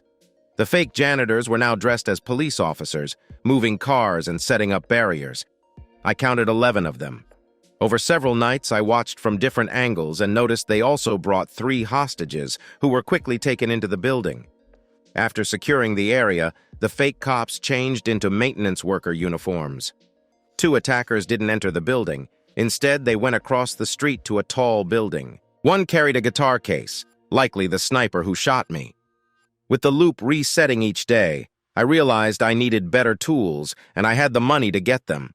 I bought a janitor's outfit, and when the real cleaning crew arrived at midnight, I was ready with a bag full of $5,000 envelopes. I joined the crew with a rolling trash can and got to work. They weren't cleaning any offices on the north side of the 4th floor, so I settled in a real estate developer's office on the 6th floor. After they finished, I handed each worker 2 envelopes and said, "Lock the door when you leave and forget you saw me." Alone, I looked out the window toward the embassy and took my gear from the trash can. The first thing I pulled out was a strong glass cutter. I carefully made a 2-foot hole in the window and set the glass aside, ready to observe and prepare for my next move. I pulled out a specialized microphone designed for police use, which I had acquired under the table for a hefty sum. I knew I overpaid, but with the stakes this high, I didn't mind. The microphone was incredibly sensitive, picking up conversations from the street and even the tough guy in the lobby. I pointed it at the 4th-floor windows of the embassy building, where the curtains were drawn. I could faintly hear the terrorists talking, but it wasn't enough. The next step was getting closer. I returned to the tall building across the street, disguised as a maintenance worker. This time, I left the fancy equipment behind and brought only a gun, knowing I needed to locate the sniper team first. I headed to the roof, but it was empty, too high up to see the street clearly. Then, as I leaned over the railing, I spotted a quick movement on the embassy building's 9th or 10th floor. That's where the sniper was. I took the elevator to the 12th floor and crept down the stairs to the 9th. As I approached a marketing firm's door, a sharp pain hit my back. A sniper was already on me. It took 3 attempts to outmaneuver him. Eventually, I found a hiding spot behind a coffee machine, waiting quietly as he walked by, checking each office. When he got close, I stepped out and pressed the gun to his back, firing twice. He dropped instantly, his body muffling the sound.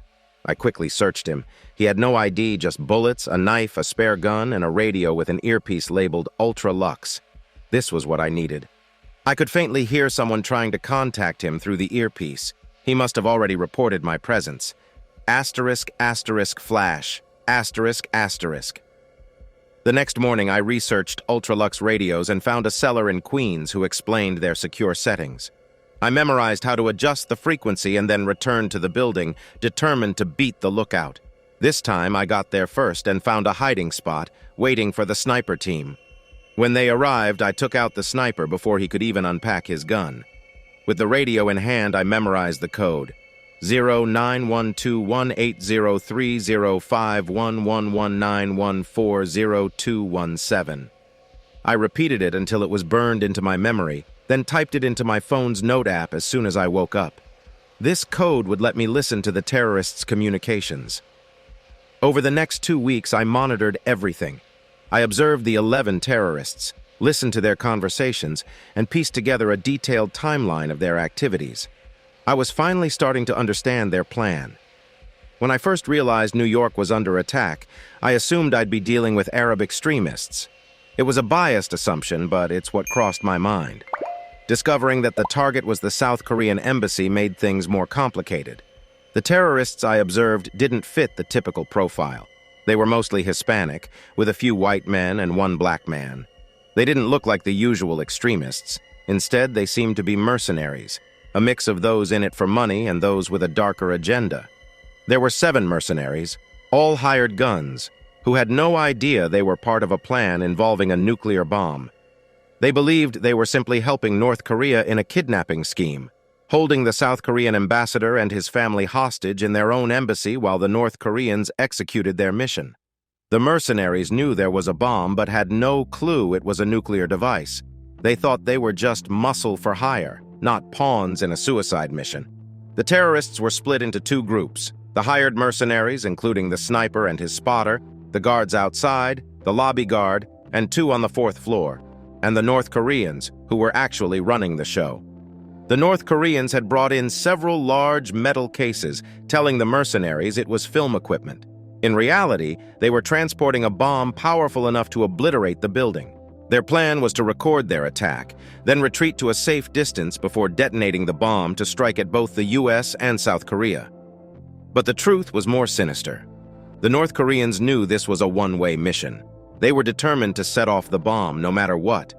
If they sensed any sign of trouble, sirens, gunfire, or a prolonged silence, they would detonate it immediately. Their goal was simple: cause as much destruction as possible, with the video being their final message to the world. The North Koreans claimed they were part of a rogue group, separate from the government, though their constant praise of their leader suggested otherwise. It was hard to believe that such a poor country could acquire a nuclear bomb, but that wasn't my main concern. My job was to stop these terrorists before they could carry out their plan. The biggest challenge was preventing the terrorists from acting too quickly. Any prolonged engagement could trigger the bomb. With 3 North Koreans and the hostages in the ambassador's office, and a 4th in the security office on the ground floor, the situation was precarious. The one in the security office could detonate the bomb if he couldn't reach his comrades. I realized I couldn't defuse the bomb. I'm no MacGyver. Even if I could stop it from detonating, I didn't want to stick around with these terrorists.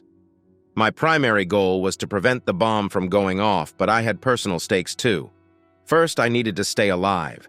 If breaking the time loop meant moving on to Saturday, any injuries I sustained would still be with me. Getting killed just as I was about to escape would be the worst outcome. Second, I wanted to avoid harming innocent people. If the ambassador's daughter got caught in the crossfire, I would have to start over. Finally, I wanted to come out of this looking good. If everything worked out, I knew I'd be famous. I imagined being celebrated like Sully, the pilot who safely landed a plane in the Hudson River, only on a larger scale. People would want to honor me everywhere, and I'd never have to pay for a meal again. But I also knew there would be questions, lots of them, especially about how I managed to prevent a nuclear bomb from going off. I needed to plan carefully to avoid uncomfortable interrogations later. For instance, if I hid in the building, how would I explain that? Claiming I was just napping in a closet at the embassy wouldn't cut it. I realized I'd need help to pull this off. While I could try to handle everything alone, why should I? Having just one person by my side could make all the difference. The first person I approached was Sung. He was South Korean, my best friend, and someone whose skills made him a natural choice for this mission. Sung had served as a soldier but lost an eye in battle, which ended his military career. He wasn't a sharpshooter, even before his injury, but he was excellent at hand-to-hand combat. After leaving the army, Sung became an interpreter, fluent in several East Asian languages, and he mostly worked with South Korean tech companies. Sung's sister, Mi-suk, was another key figure. She had a mysterious past that hinted at being involved in special operations or intelligence work, though she never confirmed it. She and Sung had relocated to New York to escape threats from the North Korean government, a connection that made her an ideal ally for our mission. I had confided in Sung about the time loop, partly because I needed someone to talk to, and partly because I trusted him. While he seemed to pity me when I called him my best friend, he didn't dismiss my claims, which led him to open up more about his and Mi-suk's past. Now, it was time to bring Mi-suk into the fold as well. With her expertise, we'd have a strong team of 3. But I wanted one more person, my wife, Julie. I wasn't entirely sure about this choice. Julie didn't have any combat skills, had never fired a gun, and wasn't tech-savvy, yet she had one crucial trait. I could trust her. Yes, trust her, despite everything. She had hurt me deeply and kept secrets, but I still believed she cared for me in her own way. I was confident she'd follow instructions, watch my back, and most importantly, believe in me. The biggest risk in this plan was if someone didn't follow through. If I got injured or incapacitated, I needed the bomb to go off to reset the loop. Sung and Mi-suk were trustworthy, but only up to a point. If they found themselves in a position to stop the bomb while I was down, they might hesitate to sacrifice the city for me. And I couldn't blame them for that. But Julie was different. If anyone would put me first and follow the plan to the letter, it was her. She joined our team, and together we attempted to stop the terrorists more than 20 times. That might not sound like a lot of tries, but we could have succeeded within the first few if I hadn't been so quick to call it off whenever someone got hurt. As expected, Sung and Mi-suk were reluctant to give up, but I knew I had to create the perfect distraction and let the terrorists' quick reactions take care of the rest. I saw those early attempts as opportunities to learn, figuring out how the mercenaries and North Koreans would react to different scenarios. The key question was, what would push them to act? I was becoming more certain that if I called for help, the government would likely send planes to bomb the building. They wouldn't take the risk of a direct attack. One thing I learned from our failed attempts was how much Julie really cared for me. On our 4th try, she had one job: to quietly take down a terrorist with a tire iron. But Julie wasn't a fighter. She understood the stakes, but struggled with the idea of hurting someone. I had to keep reminding her, You need to hit him as hard as you can. Without that reminder, she wouldn't take it seriously. On that fourth attempt, Julie hesitated and didn't hit hard enough. I arrived just as the terrorist was getting up behind her, gun in hand. I had grabbed one of the mercenaries' guns and was aiming at him, but Julie saw the danger first. Without hesitation, she jumped in front of me, taking the bullets meant for me. I felt her body tense as the shots hit her, and I fired back, emptying my gun into the attacker. As I held Julie close, I asked, "Why did you do that? I told you nothing can really hurt me." She just smiled, her teeth stained with blood. I needed to take a day off to process what had happened. Julie had taken a bullet for me, knowing about the time loop. It seemed pointless, but it wasn't. It's one thing to understand the loop intellectually. It's another to risk your life believing in it. Julie didn't experience this reality every day. Each time I explained the loop, it was like a new concept for her. No matter how much proof I gave, she always seemed to wonder if I was just imagining things or pulling off a big joke. On top of that, I still didn't fully understand how the loop worked. Did everything stop for everyone else while I relived the same day? Or did life continue for them while I remained stuck? Julie's choice to save me showed either complete trust in me or a willingness to sacrifice everything for me. Her act of love eased some of the anger I didn't even realize I had. I wasn't sure what would happen between us once the loop ended, but it made me reconsider some of my plans. I knew that when the time came, I'd need to approach things with care. It might be too late to save our marriage, but we could at least avoid adding more bitterness. Here's what happened on our 27th attempt, Friday, July 15th, 2016. Day 16, 05. What is love? Baby, don't hurt me. Don't hurt me no more. I got out of bed and headed straight to the bedroom to wake Julie. "What time is it? Is everything okay?" she asked, rubbing her eyes. "You need to get up and take a shower, then put on something light and comfortable. I'll be waiting for you downstairs," I said. "Sam? What's going on?" she asked, clearly confused. I helped her sit up. "I'll explain everything over breakfast. We have a lot to do today. Just trust me." She hesitated, but finally nodded. "Okay, fine. I'll get up. Just be ready to talk when I come downstairs, okay?" After taking my own shower and dressing in comfortable clothes, I headed to the kitchen to start breakfast. By the time Julie joined me, I was taking the bacon off the stove. "Oh no, I was going to use that bacon for dinner tonight," she said. "I know, but we're going to New York tonight," I replied. "Wait, how do you know that?" Julie asked, puzzled. "Never mind that. When did we decide to go to New York? Tonight? Is this some last-minute work thing?" "No, this isn't about work," I said, leading her into the den with a few oranges from the fruit bowl. I handed her the TV remote. "Turn on the TV, then mute it," I instructed. She did as I asked. "Now, without turning the sound back on, change the channel to whatever you want." Julie smiled, amused by the unusual request. "All right," she said. "What's next?" "You landed on the Home Shopping Network. They're showing bright turquoise jewelry for older ladies." Julie's smile faded slightly, partly because she liked turquoise and partly because she was curious how I knew that.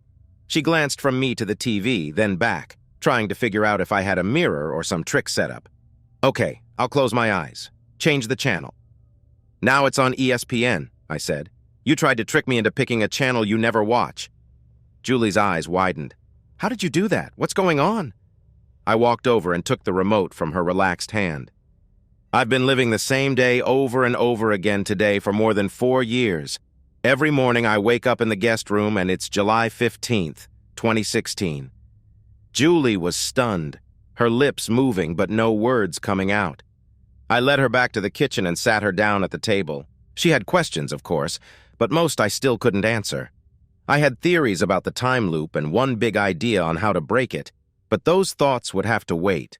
We had a more immediate problem to tackle. After about 20 minutes, Julie began to look anxious.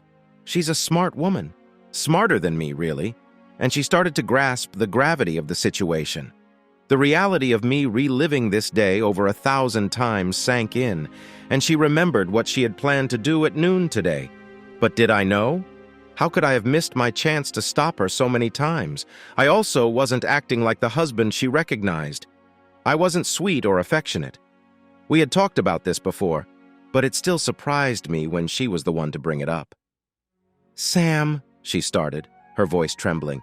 If you've lived this day so many times, you might have seen me doing something I wish I hadn't. Before I could respond, she began to cry. I had considered keeping Julie in the dark, waiting until Saturday to confront her about her infidelity. I could have pretended I didn't know, but I didn't want to live a lie. I didn't want to pretend everything was fine. Let's be honest, I said gently, and if tomorrow comes, we'll start fresh. We talked about our marriage and what it could be. It was always hard for her. Julie, I continued, we can't go over this today. I know it's tough, but we've talked about it many times. And just so you know, I've read your diary. She gasped. Please don't worry. It was difficult, but you might be the luckiest person in the world of unfaithful partners. I've had more than 4 years to process my feelings. You won't feel the hurt and sadness I went through. You won't even remember all the little things I did to get back at you. What if I lost my chance to win you back? She asked, wiping her eyes. What if I never get the chance to fix our marriage? All I can say is go back and read your old journals. Whatever our relationship becomes by Saturday, you can feel lucky that fate brought us together. If I hadn't been stuck in this loop, I might have walked away after what happened. I wanted to give her some hope at least. Hope that I wouldn't cut her out of my life entirely. I have a reason for telling you all this today, I said. I still don't fully understand the loop, but I think I've found a way to end it. Julie took a deep breath, getting ready for whatever was next. I think she realized that staying close to me was her best shot at regaining my trust. When I talked and made plans with her, it showed things were improving. She tried hard to focus on that instead of our marriage troubles. How can you stop it? She asked, drying her tears. Tonight, or really early tomorrow morning, a nuclear bomb is going to explode in Manhattan. Oh my gosh. For a moment, all our marriage problems disappeared. Are you sure? Of course you're sure. How do you know? Why is this happening? I'll explain everything as the day goes on. It took me a long time to figure out what was happening. My day starts over when the bomb goes off. At first, I didn't understand it, but now I know where it's happening, and I've made a plan. We've tried to stop it several times already. We have. Oh, right. Wow. So that's what we're doing tonight. Stopping a huge explosion? Julie let out a nervous laugh. It was a lot to take in right after waking up, and I wasn't sure I would have handled it as well. We had a tight timeline, so I urged her to hurry. We both needed to cancel our plans for the night. Julie struggled with what to tell her boss. She already knows your secrets, I said. Just tell her you were found out and need to spend the day with your husband. Julie's eyes filled with tears, but she chose honesty. I told my boss, Ben, the same thing, but mentioned I'd be in for an hour to wrap up some work. Julie and I took the train into New York. We headed to Broadwell and Mark's, where she waited in the lobby while I finished my trades before the market opened. Now that I had a real chance to change things, I wanted to ensure the money kept flowing for the plans I had for the day. Afterward, we visited Sung's dojo, where I demonstrated my knowledge in a similar way to how I had with Julie earlier. This time, instead of fixing the TV, I synced my speech with a Korean radio broadcast.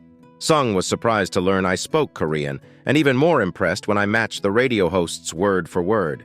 I made sure his sister Misuk was there to witness it. Though she was still her usual grumpy self, I had her attention. You don't know me, but I know you, I began. I've been coming to this dojo for a long time. If things were different, we could be friends. Maybe we'll have that chance someday. But right now, I need both of you for something important. Sung looked intrigued, while Misuk seemed annoyed. How can I help? Sung asked. Misuk, on the other hand, dismissed me.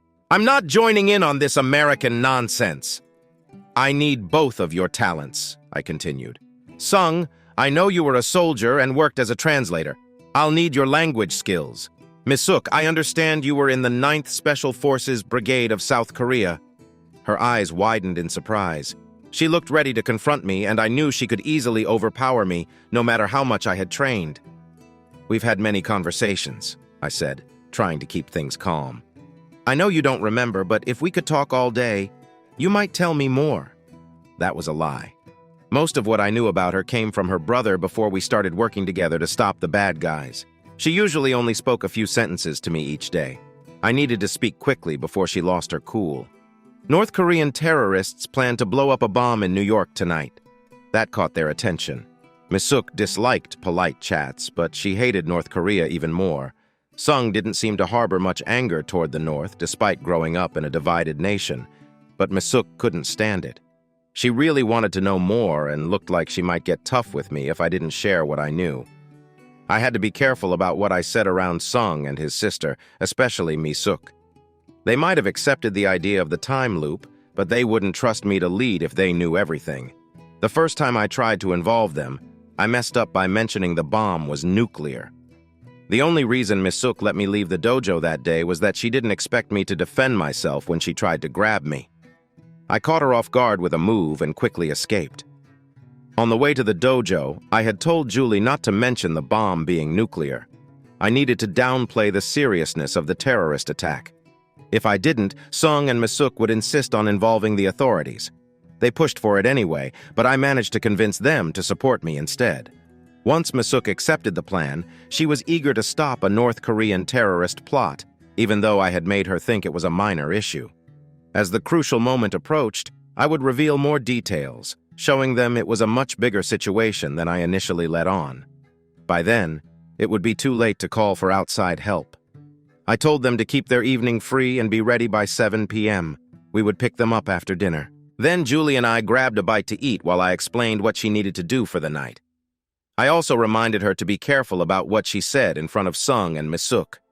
After lunch, we headed to a high-end car rental place where they had Ferraris and Lamborghinis on display. I told the salesman, I'm looking for something that feels luxurious and looks expensive, but not a limo. He led me to another garage with 3 Maybachs lined up, a maroon, a silver, and a black one. As he began to steer me toward the silver car, I stopped him. I want the black one. It's exactly what I need. Sir, that car has some unique features, he began to explain, but I cut him off. This is the one I want, I insisted, pulling out my credit card. The salesman hesitated until the payment was approved, and then he seemed relieved. The black Maybach was special.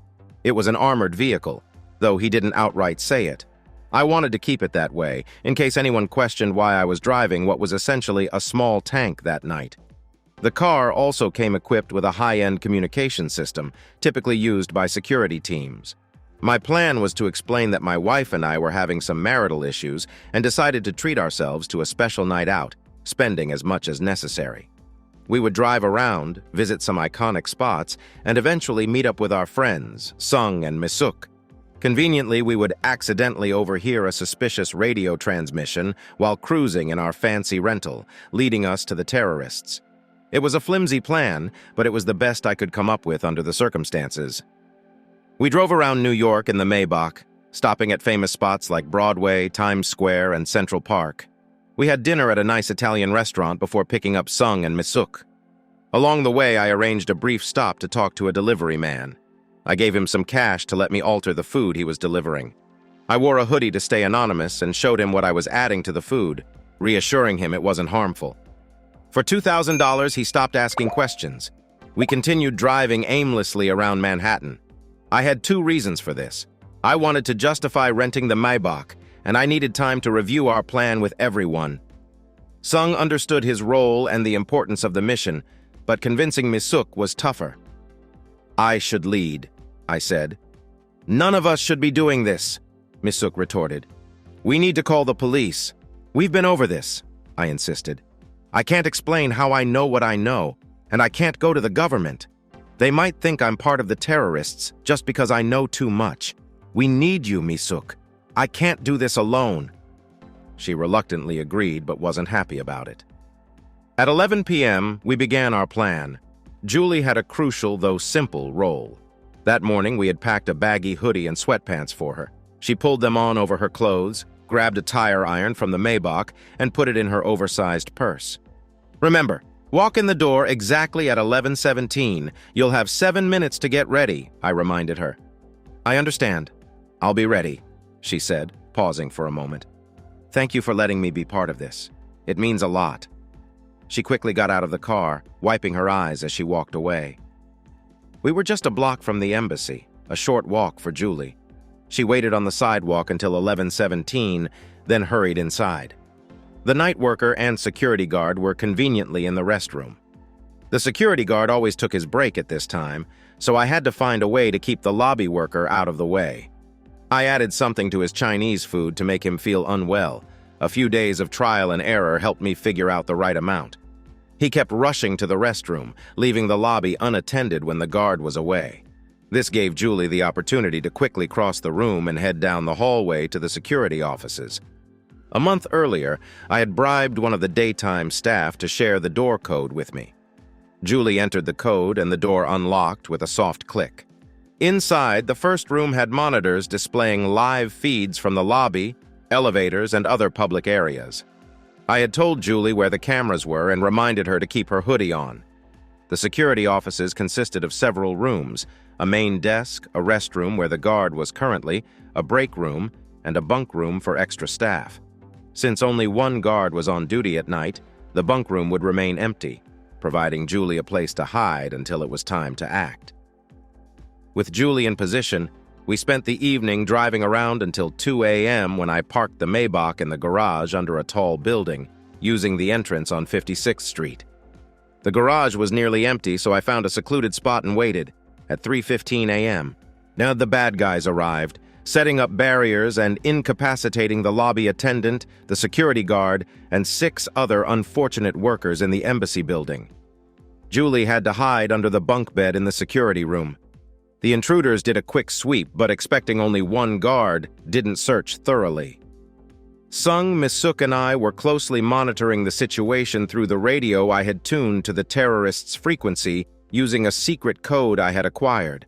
We could hear everything, and if needed, we could even send a message. As the situation grew tense, Sung became increasingly anxious, and Misuk grew angrier. "Why are we just sitting here while they hurt those people?" Misuk shouted, her frustration boiling over. "You knew this would happen! Why aren't we doing anything?" "I'm sorry," I replied, feeling the weight of the situation. "I've thought hard about when to strike, but if we attack while they're on the move, they'll set off the bomb. It's massive. It could take out far more than just 8 people. Our only chance is to hit them when they're spread out and less vigilant." Sung looked worried. "How big is this bomb?" "Bigger than the Oklahoma City bombing," I admitted. "I wish I could save everyone, but that bomb cannot go off. Get ready. It's almost time to act." We gave the terrorists until 4 a.m. to settle in. At 4:03 a.m., I turned to Misuk. "You're up. The sniper team will check in at 4:11. You need to make your move by 4:13. "I know what I have to do," she replied, her voice firm. "Just make sure you do your part, too." Misuk's task was to take out the sniper and his spotter. She couldn't wait like the rest of us. I wasn't sure how she managed it, but from the very first attempt, Misuk always completed her tasks flawlessly, unlike the rest of us who often fumbled. At 4:08 a.m., I called the police. 911, what's your emergency? There are people in the building at 57th and Park Avenue. They say they have a bomb. Sir, can I have your name and location, please? Officers are on their way. There's no time. I need to stop them now. I hung up. With a bomb threat, the police wouldn't rush in. They'd call in a special team and the bomb squad, but by the time they arrived, it would be too late. At 4:09 a.m., I moved the car closer to the barrier, just far enough away so the guards couldn't see me. At 4:11 a.m., all the guards checked in with the North Korean in the security room, the one in charge of the mercenaries. He sat at the control center, monitoring the cameras, and would check in with the teams again in 12 minutes. I texted Julie, who had her phone on silent, to let her know it was safe. This was our chance. At 4:12 a.m., Misuk took out the lookout on the 9th floor of the tall building by snapping his neck. She then grabbed his silenced gun, walked down the hallway, and silently shot the sniper from behind. He never knew she was there.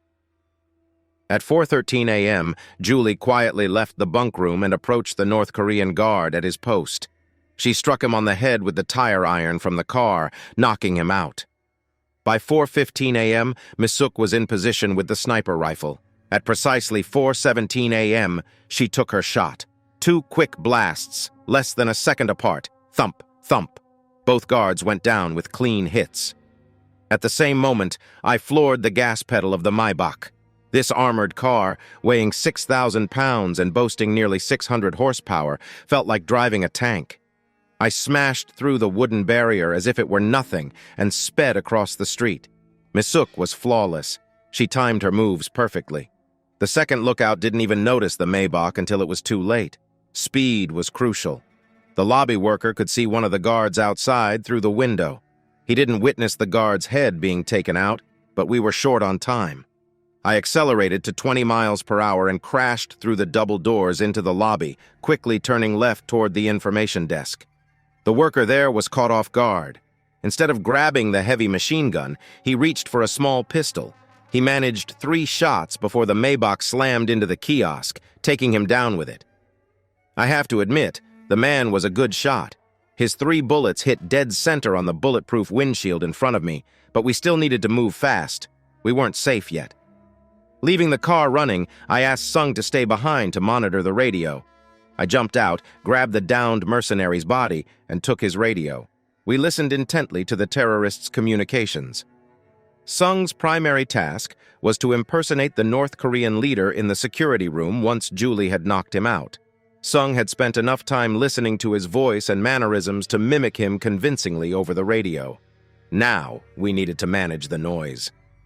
The 3 other North Koreans were in the ambassador's office on the 4th floor, a soundproof room so they likely hadn't heard anything. However, the 2 guards in the embassy lobby would have heard the commotion. "What was that noise downstairs?" one of them asked. Sung replied, "I can't see anything on the cameras. It must have come from outside." It was my turn. I had practiced the South African sniper's voice for a month. "Some drunk driver didn't see the barriers. They swerved and bumped the corner of the building. Are we in trouble? Do we need to hurry up?" Sung asked, playing his part. "No, everything is fine," I answered. "The driver sped off. The building looks fine." We had bought ourselves at least 10 more minutes. I rushed back to the security office, where Julie let me in. The North Korean man she had knocked out was slumped in his chair in front of the monitors. Julie, too nervous to hit him hard enough, had left him unconscious but alive. I pulled out the silenced gun I had taken from the lobby guard and shot him 3 times in the chest. "Swap, swap, swap," Julie gasped. "Sorry," I said. "I should have mentioned this earlier, but we can't leave any witnesses. We need to control the narrative. If anyone survives, they'll tell a different story, and our version won't hold up. These people were ready to kill countless innocents. I don't feel bad." Julie nodded, still shaken. "Did you turn off the security cameras?" "Yes, right after I dealt with him. I switched off the cameras like you said. There were things I didn't want anyone to find out later. I couldn't allow any footage showing Julie leaving the security office. She was supposed to be in the car the whole time. Now, with the cameras off from 4:13 onward, they'd have to take our word for what happened. I couldn't let any of the terrorists escape or leave any evidence that contradicted the story we needed to tell. If anyone asked how I knew about the attack, the truth about being stuck in a time loop would be impossible to explain. They'd dig into my life, and that kind of scrutiny was dangerous. So I had to lie, and Julie had to do the same even though it pained her. We made sure to disable the cameras, something Julie had messed up before. At 4:21 a.m., I pointed out the control panel for the elevators to Julie. "In 2 minutes, press this button," I instructed. "Got it," she nodded. "After that, get in the back of the Maybach and wait." She hugged me tightly before I left. I returned the hug and then sprinted through the lobby toward the stairs, giving Sung a thumbs up as I passed. His job on the radio was done. Now, I had 7 minutes to finish the mission. By 4:28 a.m., the North Koreans would start a 30-minute countdown on the nuclear device. I didn't know how to stop the timer, so I had to reach it first. Sung was tasked with cleaning up. I dropped the radio I'd taken from the lobby guard near his body. Sung was supposed to collect that radio, along with the ones from the dead guards outside, and disable their codes. Misuk was doing the same with the radios from the sniper team. We couldn't claim to have overheard anything on our car radio if the terrorists' radios were still encrypted. I had instructed them to handle the radios carefully, avoiding fingerprints. I ran up the stairs to the 4th floor. When I reached the door leading to the 4th floor lobby, I raised my gun and waited for Julie to send the elevator up. I heard the ding as the elevator arrived. I pushed open the stairwell door and stepped out, gun ready. The 2 guards standing by the elevator turned to look. I shot the guard on the right twice in the back. The other tried to react, but I shot him twice as well. Both fell, and I made sure by putting another bullet in each of their heads. I had come a long way since feeling nauseous at the sight of blood.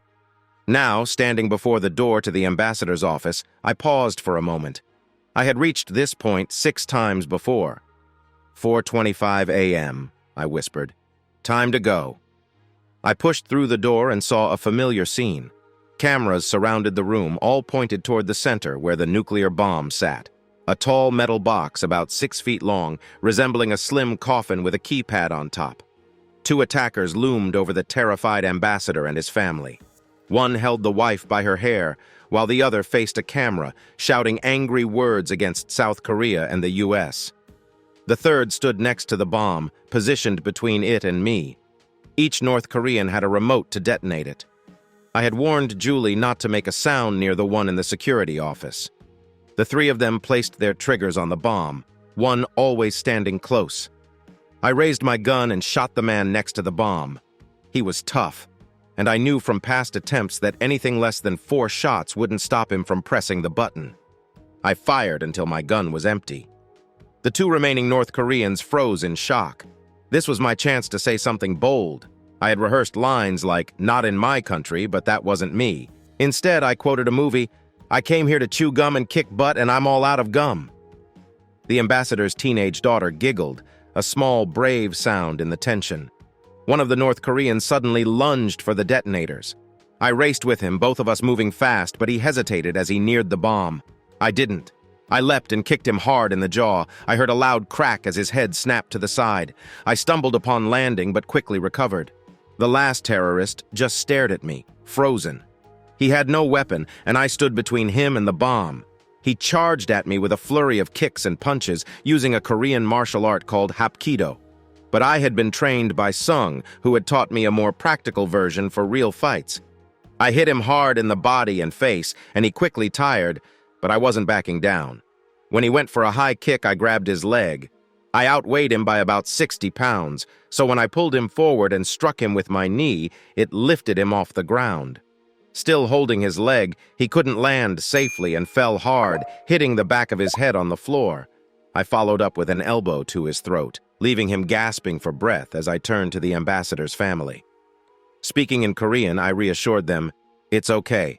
You're safe now. The police will be here soon."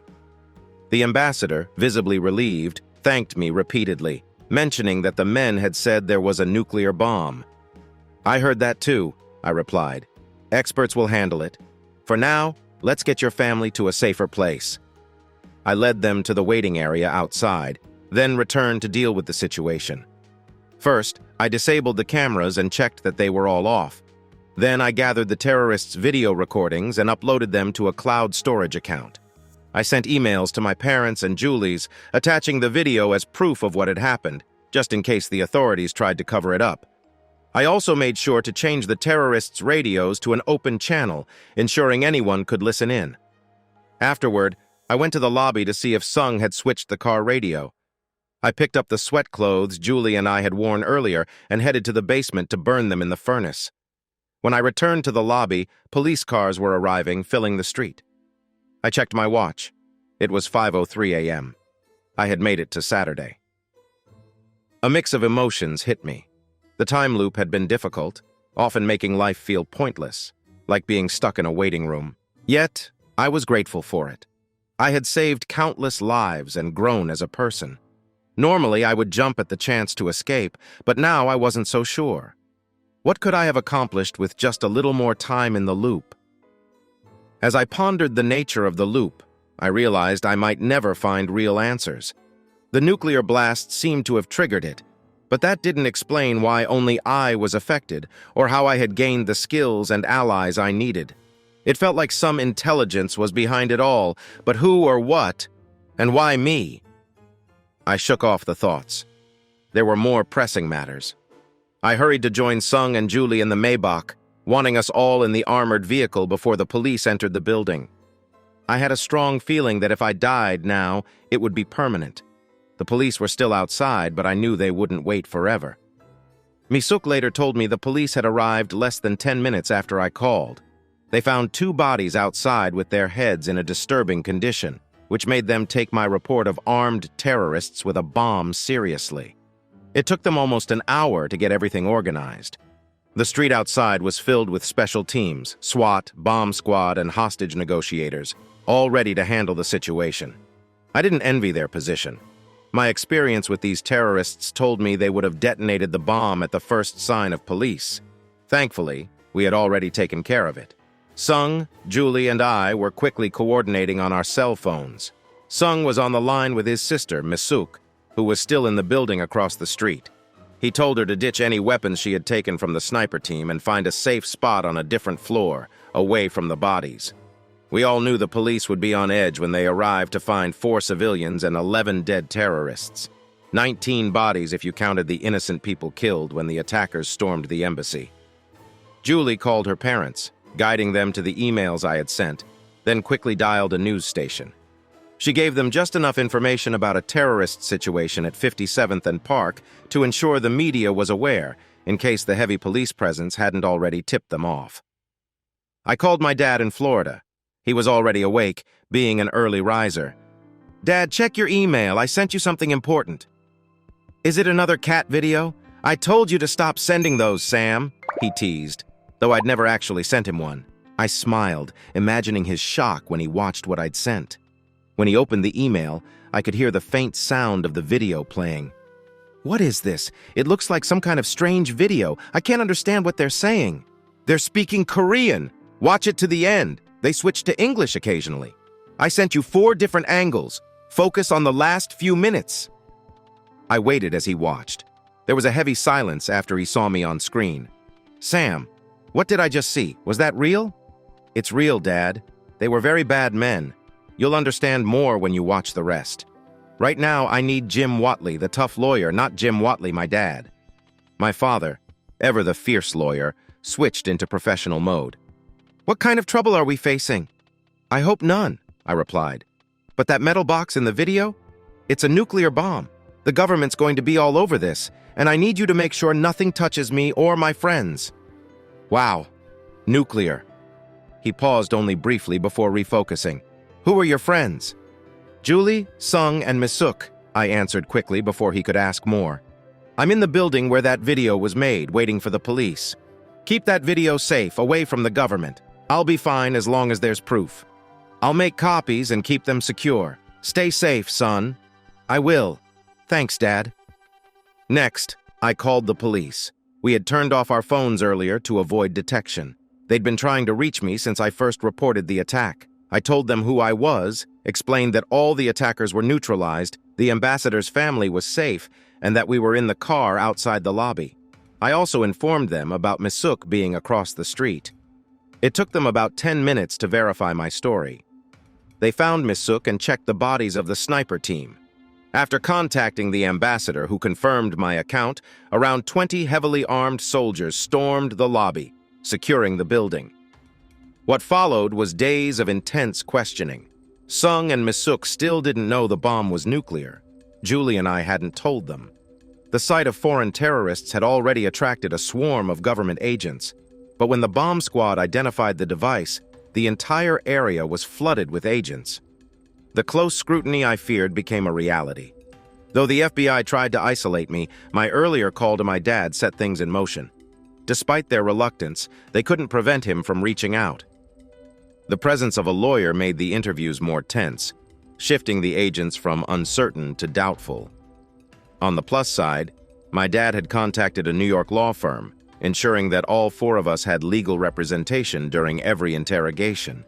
This kept the government from separating us and interrogating us endlessly as they seemed to want. We were put up in a hotel near the FBI offices, where they tried to keep us apart, but our lawyer insisted that we cooperate without being treated like criminals. This meant no long questioning sessions and no isolation. Despite all my planning, explaining how we took down the terrorists without raising suspicions was challenging. Some of the measures I took to cover our tracks left traces that only fueled their doubts. We had crafted a shaky story about how we discovered the plot, but it was hard to believe that ordinary people would rush in and confront 11 armed terrorists without warning. We had disabled the building's security cameras before our operation, so the only footage they had was of me entering the ambassador's office and dealing with the last 3 North Koreans. The sudden blackout of the cameras raised a lot of questions. It was too convenient for the feeds to cut out just as we began our mission. The FBI was particularly troubled by the fact that the security room cameras were off. Why would the person in charge of security turn off the cameras when he had never done so before? Their doubts deepened when they discovered that the door to the security room could only be opened with a special code. How did I get in? And why was the North Korean inside both shot and hit on the head? My answers were vague. I didn't know why the door was unlocked, and I must have hit him in the heat of the moment after shooting him. But these responses didn't satisfy them, especially when combined with the mystery of the radios. The FBI checked everything, including the radios.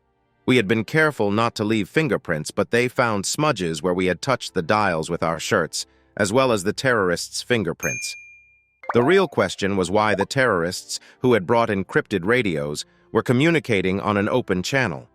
The FBI found the dials had been tampered with, further complicating our story.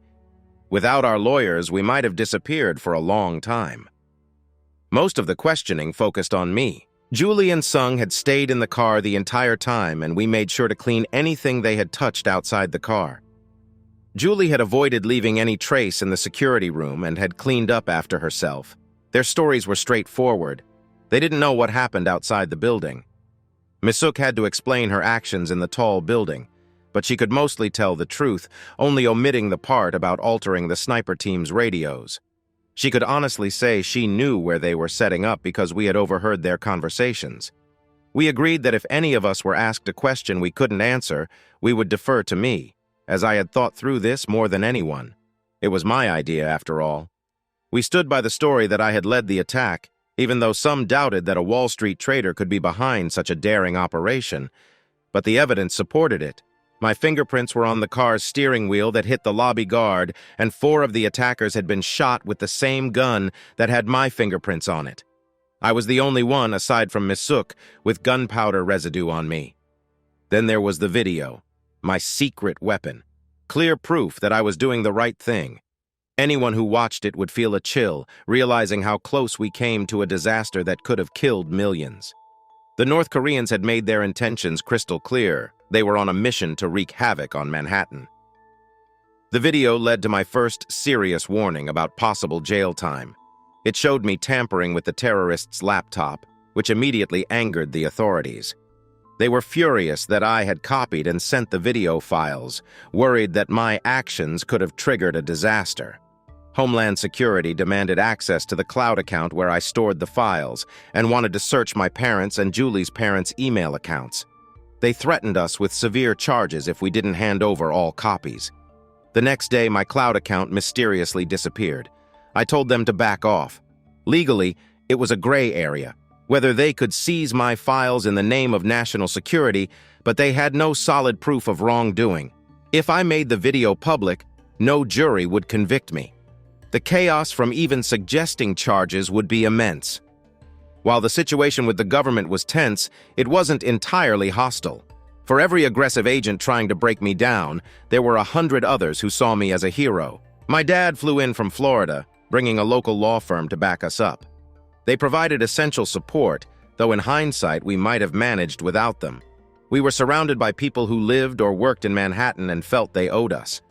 The tough interrogators mostly came from Washington, while our hotel became a hub for FBI, CIA, NSA, Homeland Security, and even the ATF. The only non-government figure was the New York police chief, who seemed like a courtesy invite in this high-security setting. Despite the tension, as more people saw the terrorists' video, the atmosphere began to soften. What started as distant and skeptical became almost friendly. I even became the subject of an ongoing inside joke among the agents. It all started when a CIA officer offered me what she called bubble gum, referencing my earlier line to the North Koreans. "I'm here to chew bubble gum and fight, and I'm all out of bubble gum." It became a lighthearted way for the agents to connect with me, and soon I was being offered bubble gum by various agents, much to Julie's amusement. Julie, however, was struggling with the sudden change in our relationship. She had gone to bed on Thursday night with a husband she knew, only to wake up to someone who felt like a stranger. I had spent 4 years building emotional distance, and now that the loop was over, those walls remained. I had processed my anger over her infidelity and moved on, but for her, it had only been a day. We were like roommates, sharing a room with 2 queen beds. I was polite and friendly, but nothing more. Julie desperately wanted to discuss our relationship, but I kept avoiding it until we were done with the government. Any talk about us would inevitably involve the time loop, and I was too wary of being overheard. After a week of government scrutiny, we had enough. We told our lawyers that we would agree to one final meeting with the authorities, and then we were going home. My dad said they were making noise, but they couldn't do much. We had cooperated, but they couldn't detain us without invoking national security, and I made it clear I would release the video if they tried. By that point, they had no idea how many copies existed or where they were. I didn't either. My dad had handled that. So I sat alone in a conference room for the last interview. My father wasn't with me. The government had requested a private meeting, and while Dad wasn't sure it was a good idea, I agreed. I had rehearsed my story countless times, determined not to slip up. I hoped that after all I'd done, I'd be allowed to leave the hotel without further trouble. Julie, Sung, and Misuk had already been cleared to go, but I still wondered what more they wanted from me and who I'd be talking to this time.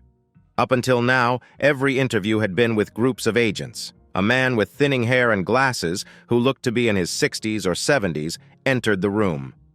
"Hello, Mr. Whatley. I'm General Bradley Pembroke, retired.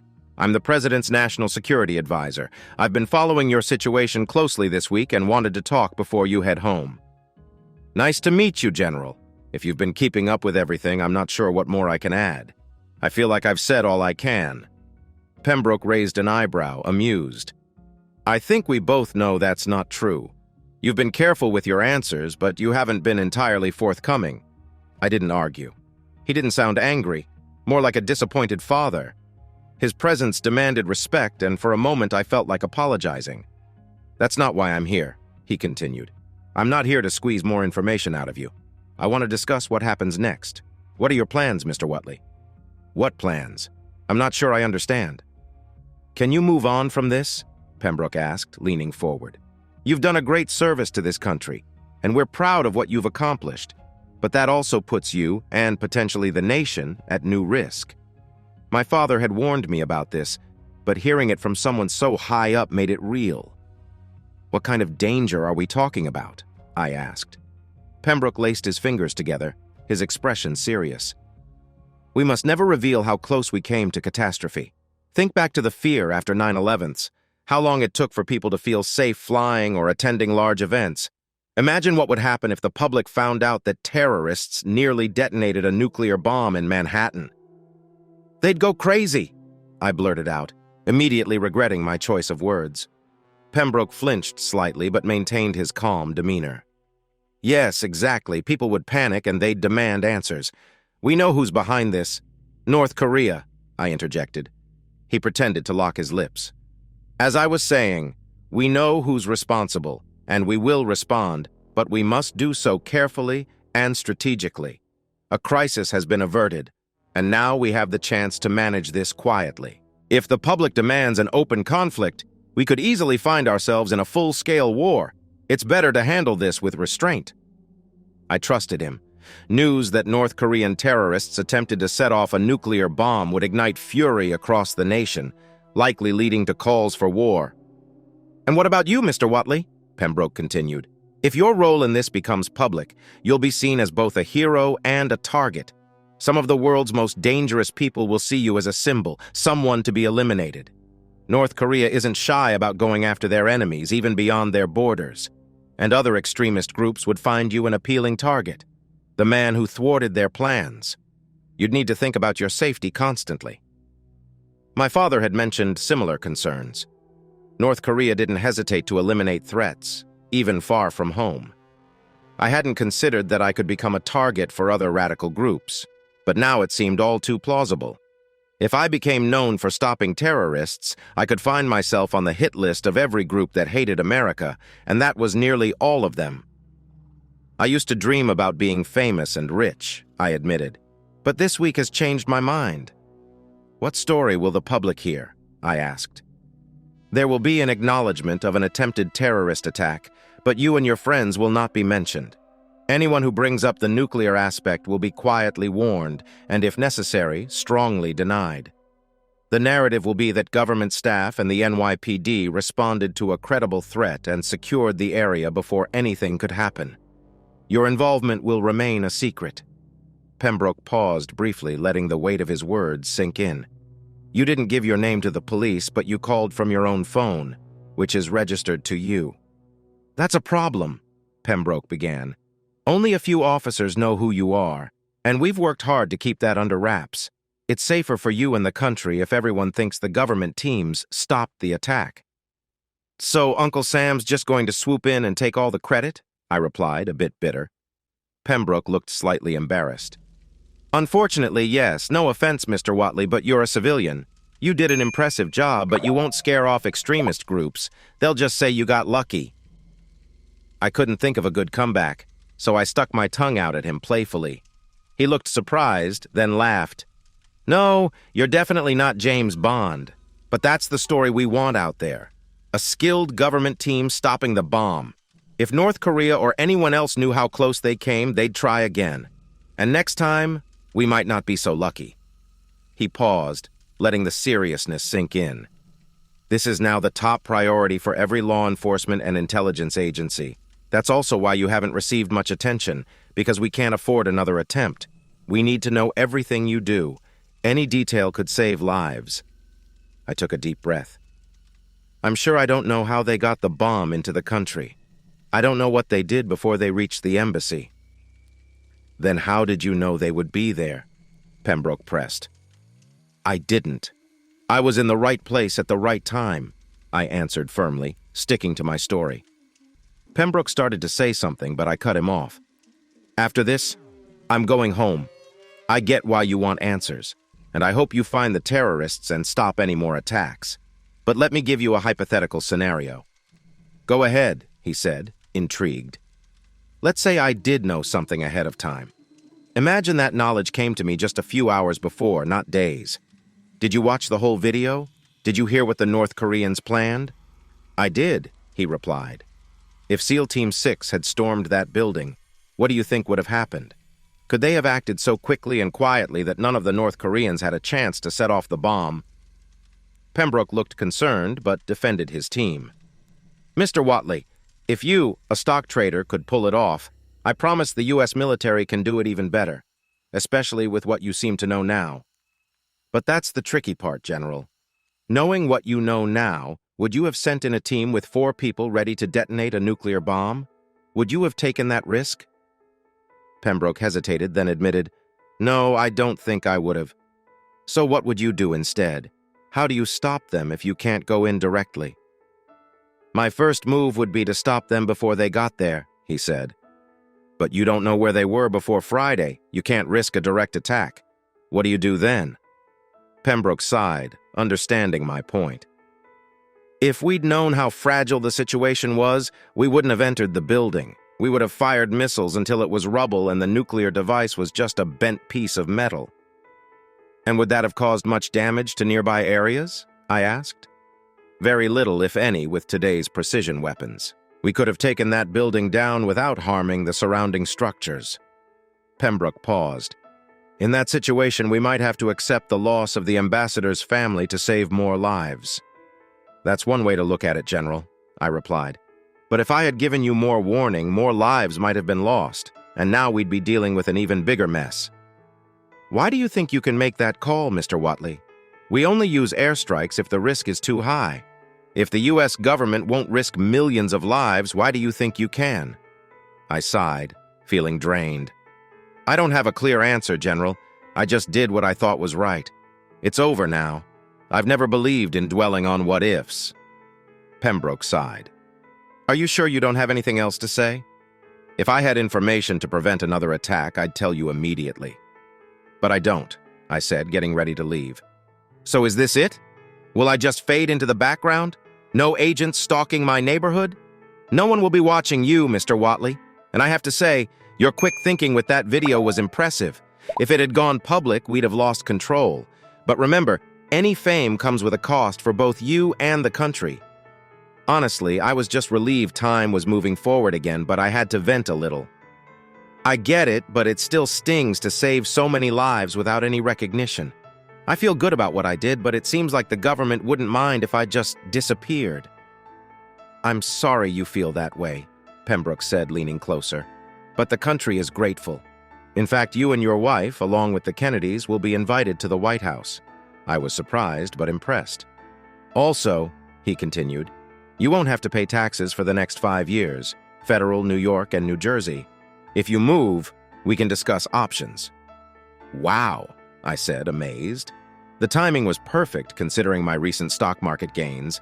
I realized the government might have noticed my sudden wealth. I joked to myself, I am Batman. Pembroke heard me, smiling slightly.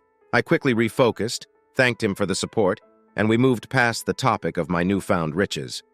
We wrapped up with a brief chat, exchanged contact information, and said our goodbyes. In the end, Uncle Sam was more grateful than suspicious. They reached out a few more times with questions, and while my role in stopping the attack was never made public, the video was seen by only a few. But from then on, strangers would occasionally offer me bubble gum. Spies in New York often recognized me, making me feel like a minor celebrity. After leaving the hotel that day, I tried to forget what happened at 57th and Park Avenue. But now I had to face my wife, Julie, who had been waiting for me. The ride back to New Jersey was tense, followed by an awkward drive home. Once inside, the silence broke. Please talk to me, Sam. This silence is driving me crazy, Julie pleaded. We had talked a lot over the past week, but not about our relationship. Let's sit down and sort this out, I said. I didn't want to talk about our marriage while we were with the government. I needed to focus. They're not more important to me than our marriage, Sam, she said, her voice trembling. I know you care about our marriage, Julie. I believe you won't make the same mistakes again, I replied. Her face showed hope, but I continued. But the issue isn't your feelings, it's that your actions don't match them. I know what I did was wrong. I never meant to hurt you, she sniffled. But you did, I said, frustration creeping in. You made me doubt myself, took something special and turned it into a lie. I've had 4 years to think about this. It's only fair that I've made up my mind, even if you didn't know. Julie teared up, realizing how much had changed. So what will you do, Sam? Do you still love me? Can you forgive me? I still care about you, Julie, but I don't know if it's love anymore. At first, I wanted to hurt you as part of my plan, but I've moved past that. No more hurting each other. But I'm going to share all the secrets of our so-called friends. Her face turned pale. What do you mean? At first, I considered sharing your diaries and your sister's too, with all your friends. I thought about keeping it quiet for your sake, but those people never cared about me. So I'm sending out emails. Let them figure out their own secrets. They deserve to know the truth. Julie paused, realizing the implications. Her friends had ignored her mistakes, but they might not be so forgiving when their own secrets were exposed. Sam, please don't hurt Emma. If Steve finds out, he'll leave her. She's not like me.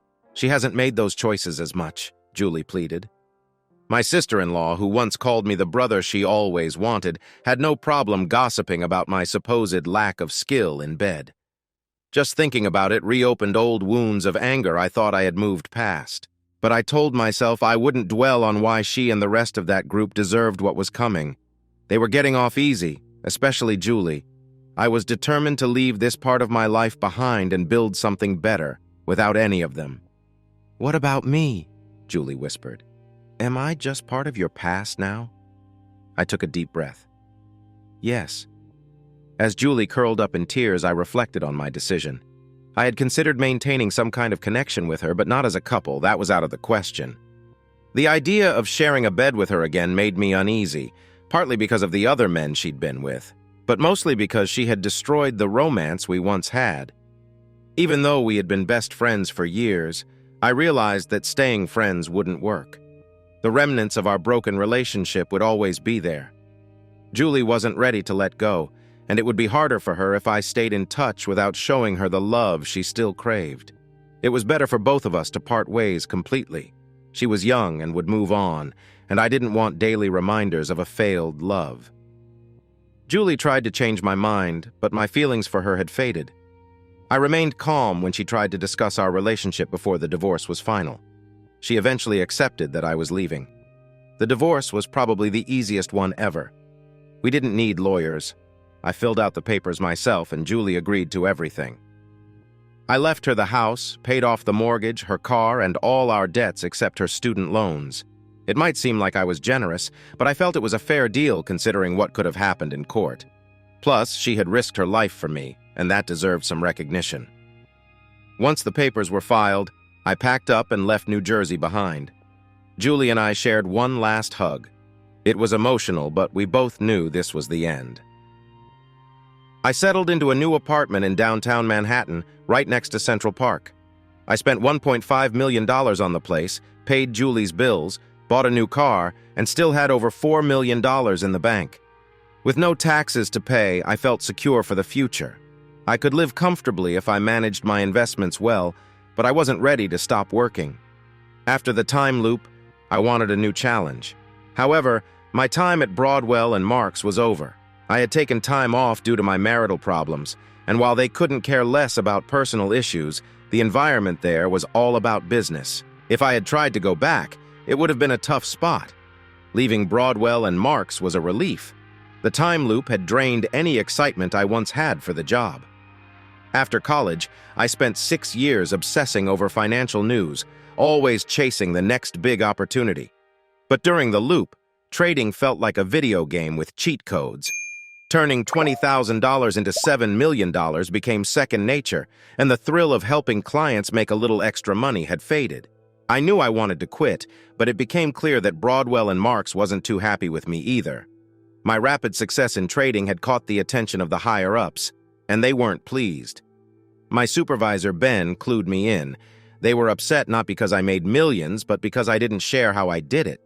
They suspected I had either found a revolutionary trading strategy or, more likely, cheated the system somehow. The fact that I had 217 successful trades in a single day only fueled their suspicions. In reality, there was nothing for them to discover. As far as I know, there's no rule against using time travel to make money. But I couldn't tell Ben or anyone else how I did it. The bosses at Broadwell and Marks were desperate to uncover my secret and make it their own, but they were destined to be disappointed. This made my decision to leave even easier. I had become a target of unrealistic expectations and envy, so I walked away. I moved into my new apartment in Manhattan and started looking for work. Inspired by Sung, I took a part-time job as an interpreter, mostly working with the New York court system and assisting businesses with international clients. It was a job I enjoyed, and it paid well. It also allowed me to keep honing the language skills I'd developed in the loop. Between interpreting and managing my investments, my savings continued to grow, and financial worries became a thing of the past. As for my personal life, it was steady but not particularly exciting. I tried to get to know Misuk better. She was fit, attractive, and had a wild streak that intrigued me. But despite our shared interests in Hapkido, long walks on the beach, and saving New York, she treated me like I was beneath her. I had hoped our time together would bring us closer, but I eventually accepted that she would never be a friend, let alone anything more. I never understood why she felt that way about me, but I moved on and focused on getting to know others. I noticed a few women I might like, but none of them really excited me. Still, I enjoyed being single and had fun dating, even if I hadn't found the one.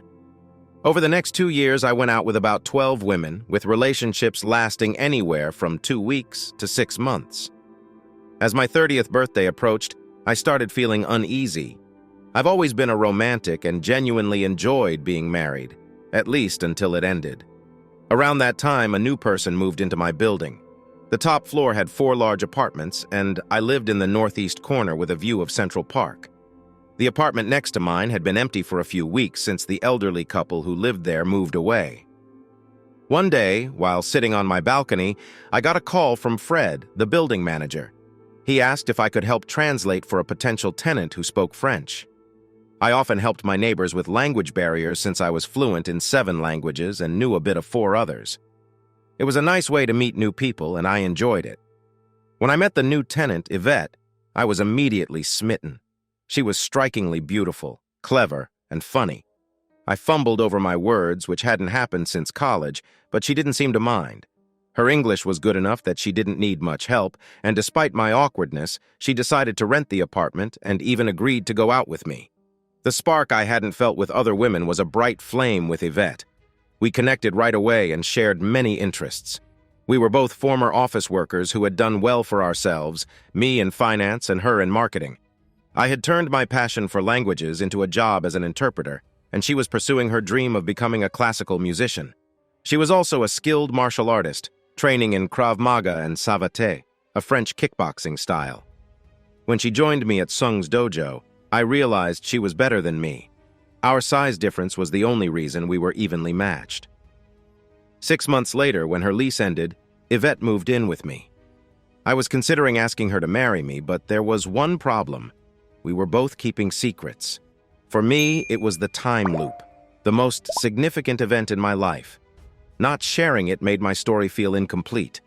I had gained many skills and made a lot of money in the stock market in a short time, but I couldn't easily explain how it happened. There were gaps in my life, missing years, and I had lost touch with old friends and co-workers. All my current friends were new.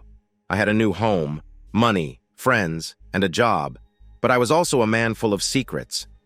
I could sense that Yvette had her own secrets too. Whenever I spoke with her parents in Paris over Skype, there were awkward silences that reminded me of my own strained interactions with my family. It made me wonder if she had faced something difficult in her past, like a bad relationship. Neither of us pressed for details, but it was clear we both wanted to share more. One night, as we were getting ready for bed, Yvette turned to me and said, "Sam, I love you. I think we both want the same things from this relationship." I tried to lighten the mood with a joke, but she quickly got serious again. "I've never felt this way about anyone before, not even my ex-husband. But if we want this to work, I can't keep anything from you." She didn't say we couldn't keep secrets, but the message was clear. I agreed with her. "You're right," I said, taking a deep breath. "I think we both have things to share. My story might sound wild, but after you hear it, you won't think I'm crazy." Yvette smiled, easing the tension with her usual humor. "I'll go first before I lose my courage," she said, pulling out her laptop. We settled in against the headboard, and she played a video. The footage was from security cameras in a museum where hostages were being held by masked men with guns and machetes. As I watched, I realized I had seen this before. Another terrorist attack that had made headlines around the same time I had my own encounter. The video showed a woman, smartly dressed, taking down 5 of the terrorists with impressive skill. She was called Fleur de Lis by the media like a hero from a comic book. When the video ended, I turned to Yvette, stunned. The woman in the footage was sitting right next to me. She looked at me, waiting for my reaction. "Well, aren't you going to say something?" she asked, gripping my arm tightly. I could see my silence was making her nervous. I raised my hand to calm her. "Just wait here for a minute," I said, standing up to retrieve something from a hidden safe in the closet. I returned with an iPad and played the last 10 minutes of a video made by North Korean terrorists, showing my own encounter with them. When it finished, Yvette was holding on to me even tighter. "Sam, when did this happen?" she asked. "A few years ago," I replied. "I didn't get the attention you did. The attack made headlines, but no one mentioned me at all. You should see that as a good thing. I was well known for a time, but then the threats started. I got tired of feeling unsafe, so I changed my name and moved here." I pulled her into a warm hug, both of us finally understanding the weight of the secrets we'd been carrying. I received some solid advice about staying hidden, and it's been a relief to keep my identity under wraps. I can't believe I didn't recognize you. Those 2 incidents happened not too long ago, and your story felt strangely familiar to mine. "Wow, you changed your hair," I said. "That red really suited you." "I'm sorry, dear," Yvette replied. "It was just too easy to spot. Maybe I'll grow it back." She paused, then asked, "Did your attack happen before mine?" "Honestly, I'm not sure. Those weeks were a blur. I hardly had time to think about the holidays." "What holiday?" Yvette asked, curious. "National Tapioca Pudding Day, of course," I joked. "Can you believe someone would try to ruin such a special day?" I chuckled, but Yvette's face turned serious, her color draining. "July 15th, she whispered. "Are you saying your attack happened on July 15th? I didn't understand why she seemed so intense. Yes, how do you know that? I didn't think anyone really celebrated Tapioca Pudding Day, especially not in France. I looked it up, Yvette replied. The Louvre attack. It took place on July 15th, 2016. We both went pale. Could it really be the same day? Yvette turned to me, her voice trembling. Sam, have you ever felt like you've lived through something before? But that's a different story. Thanks for listening to One Infidelity Hit. If you liked what you heard, don't forget to hit that subscribe button and drop us a like.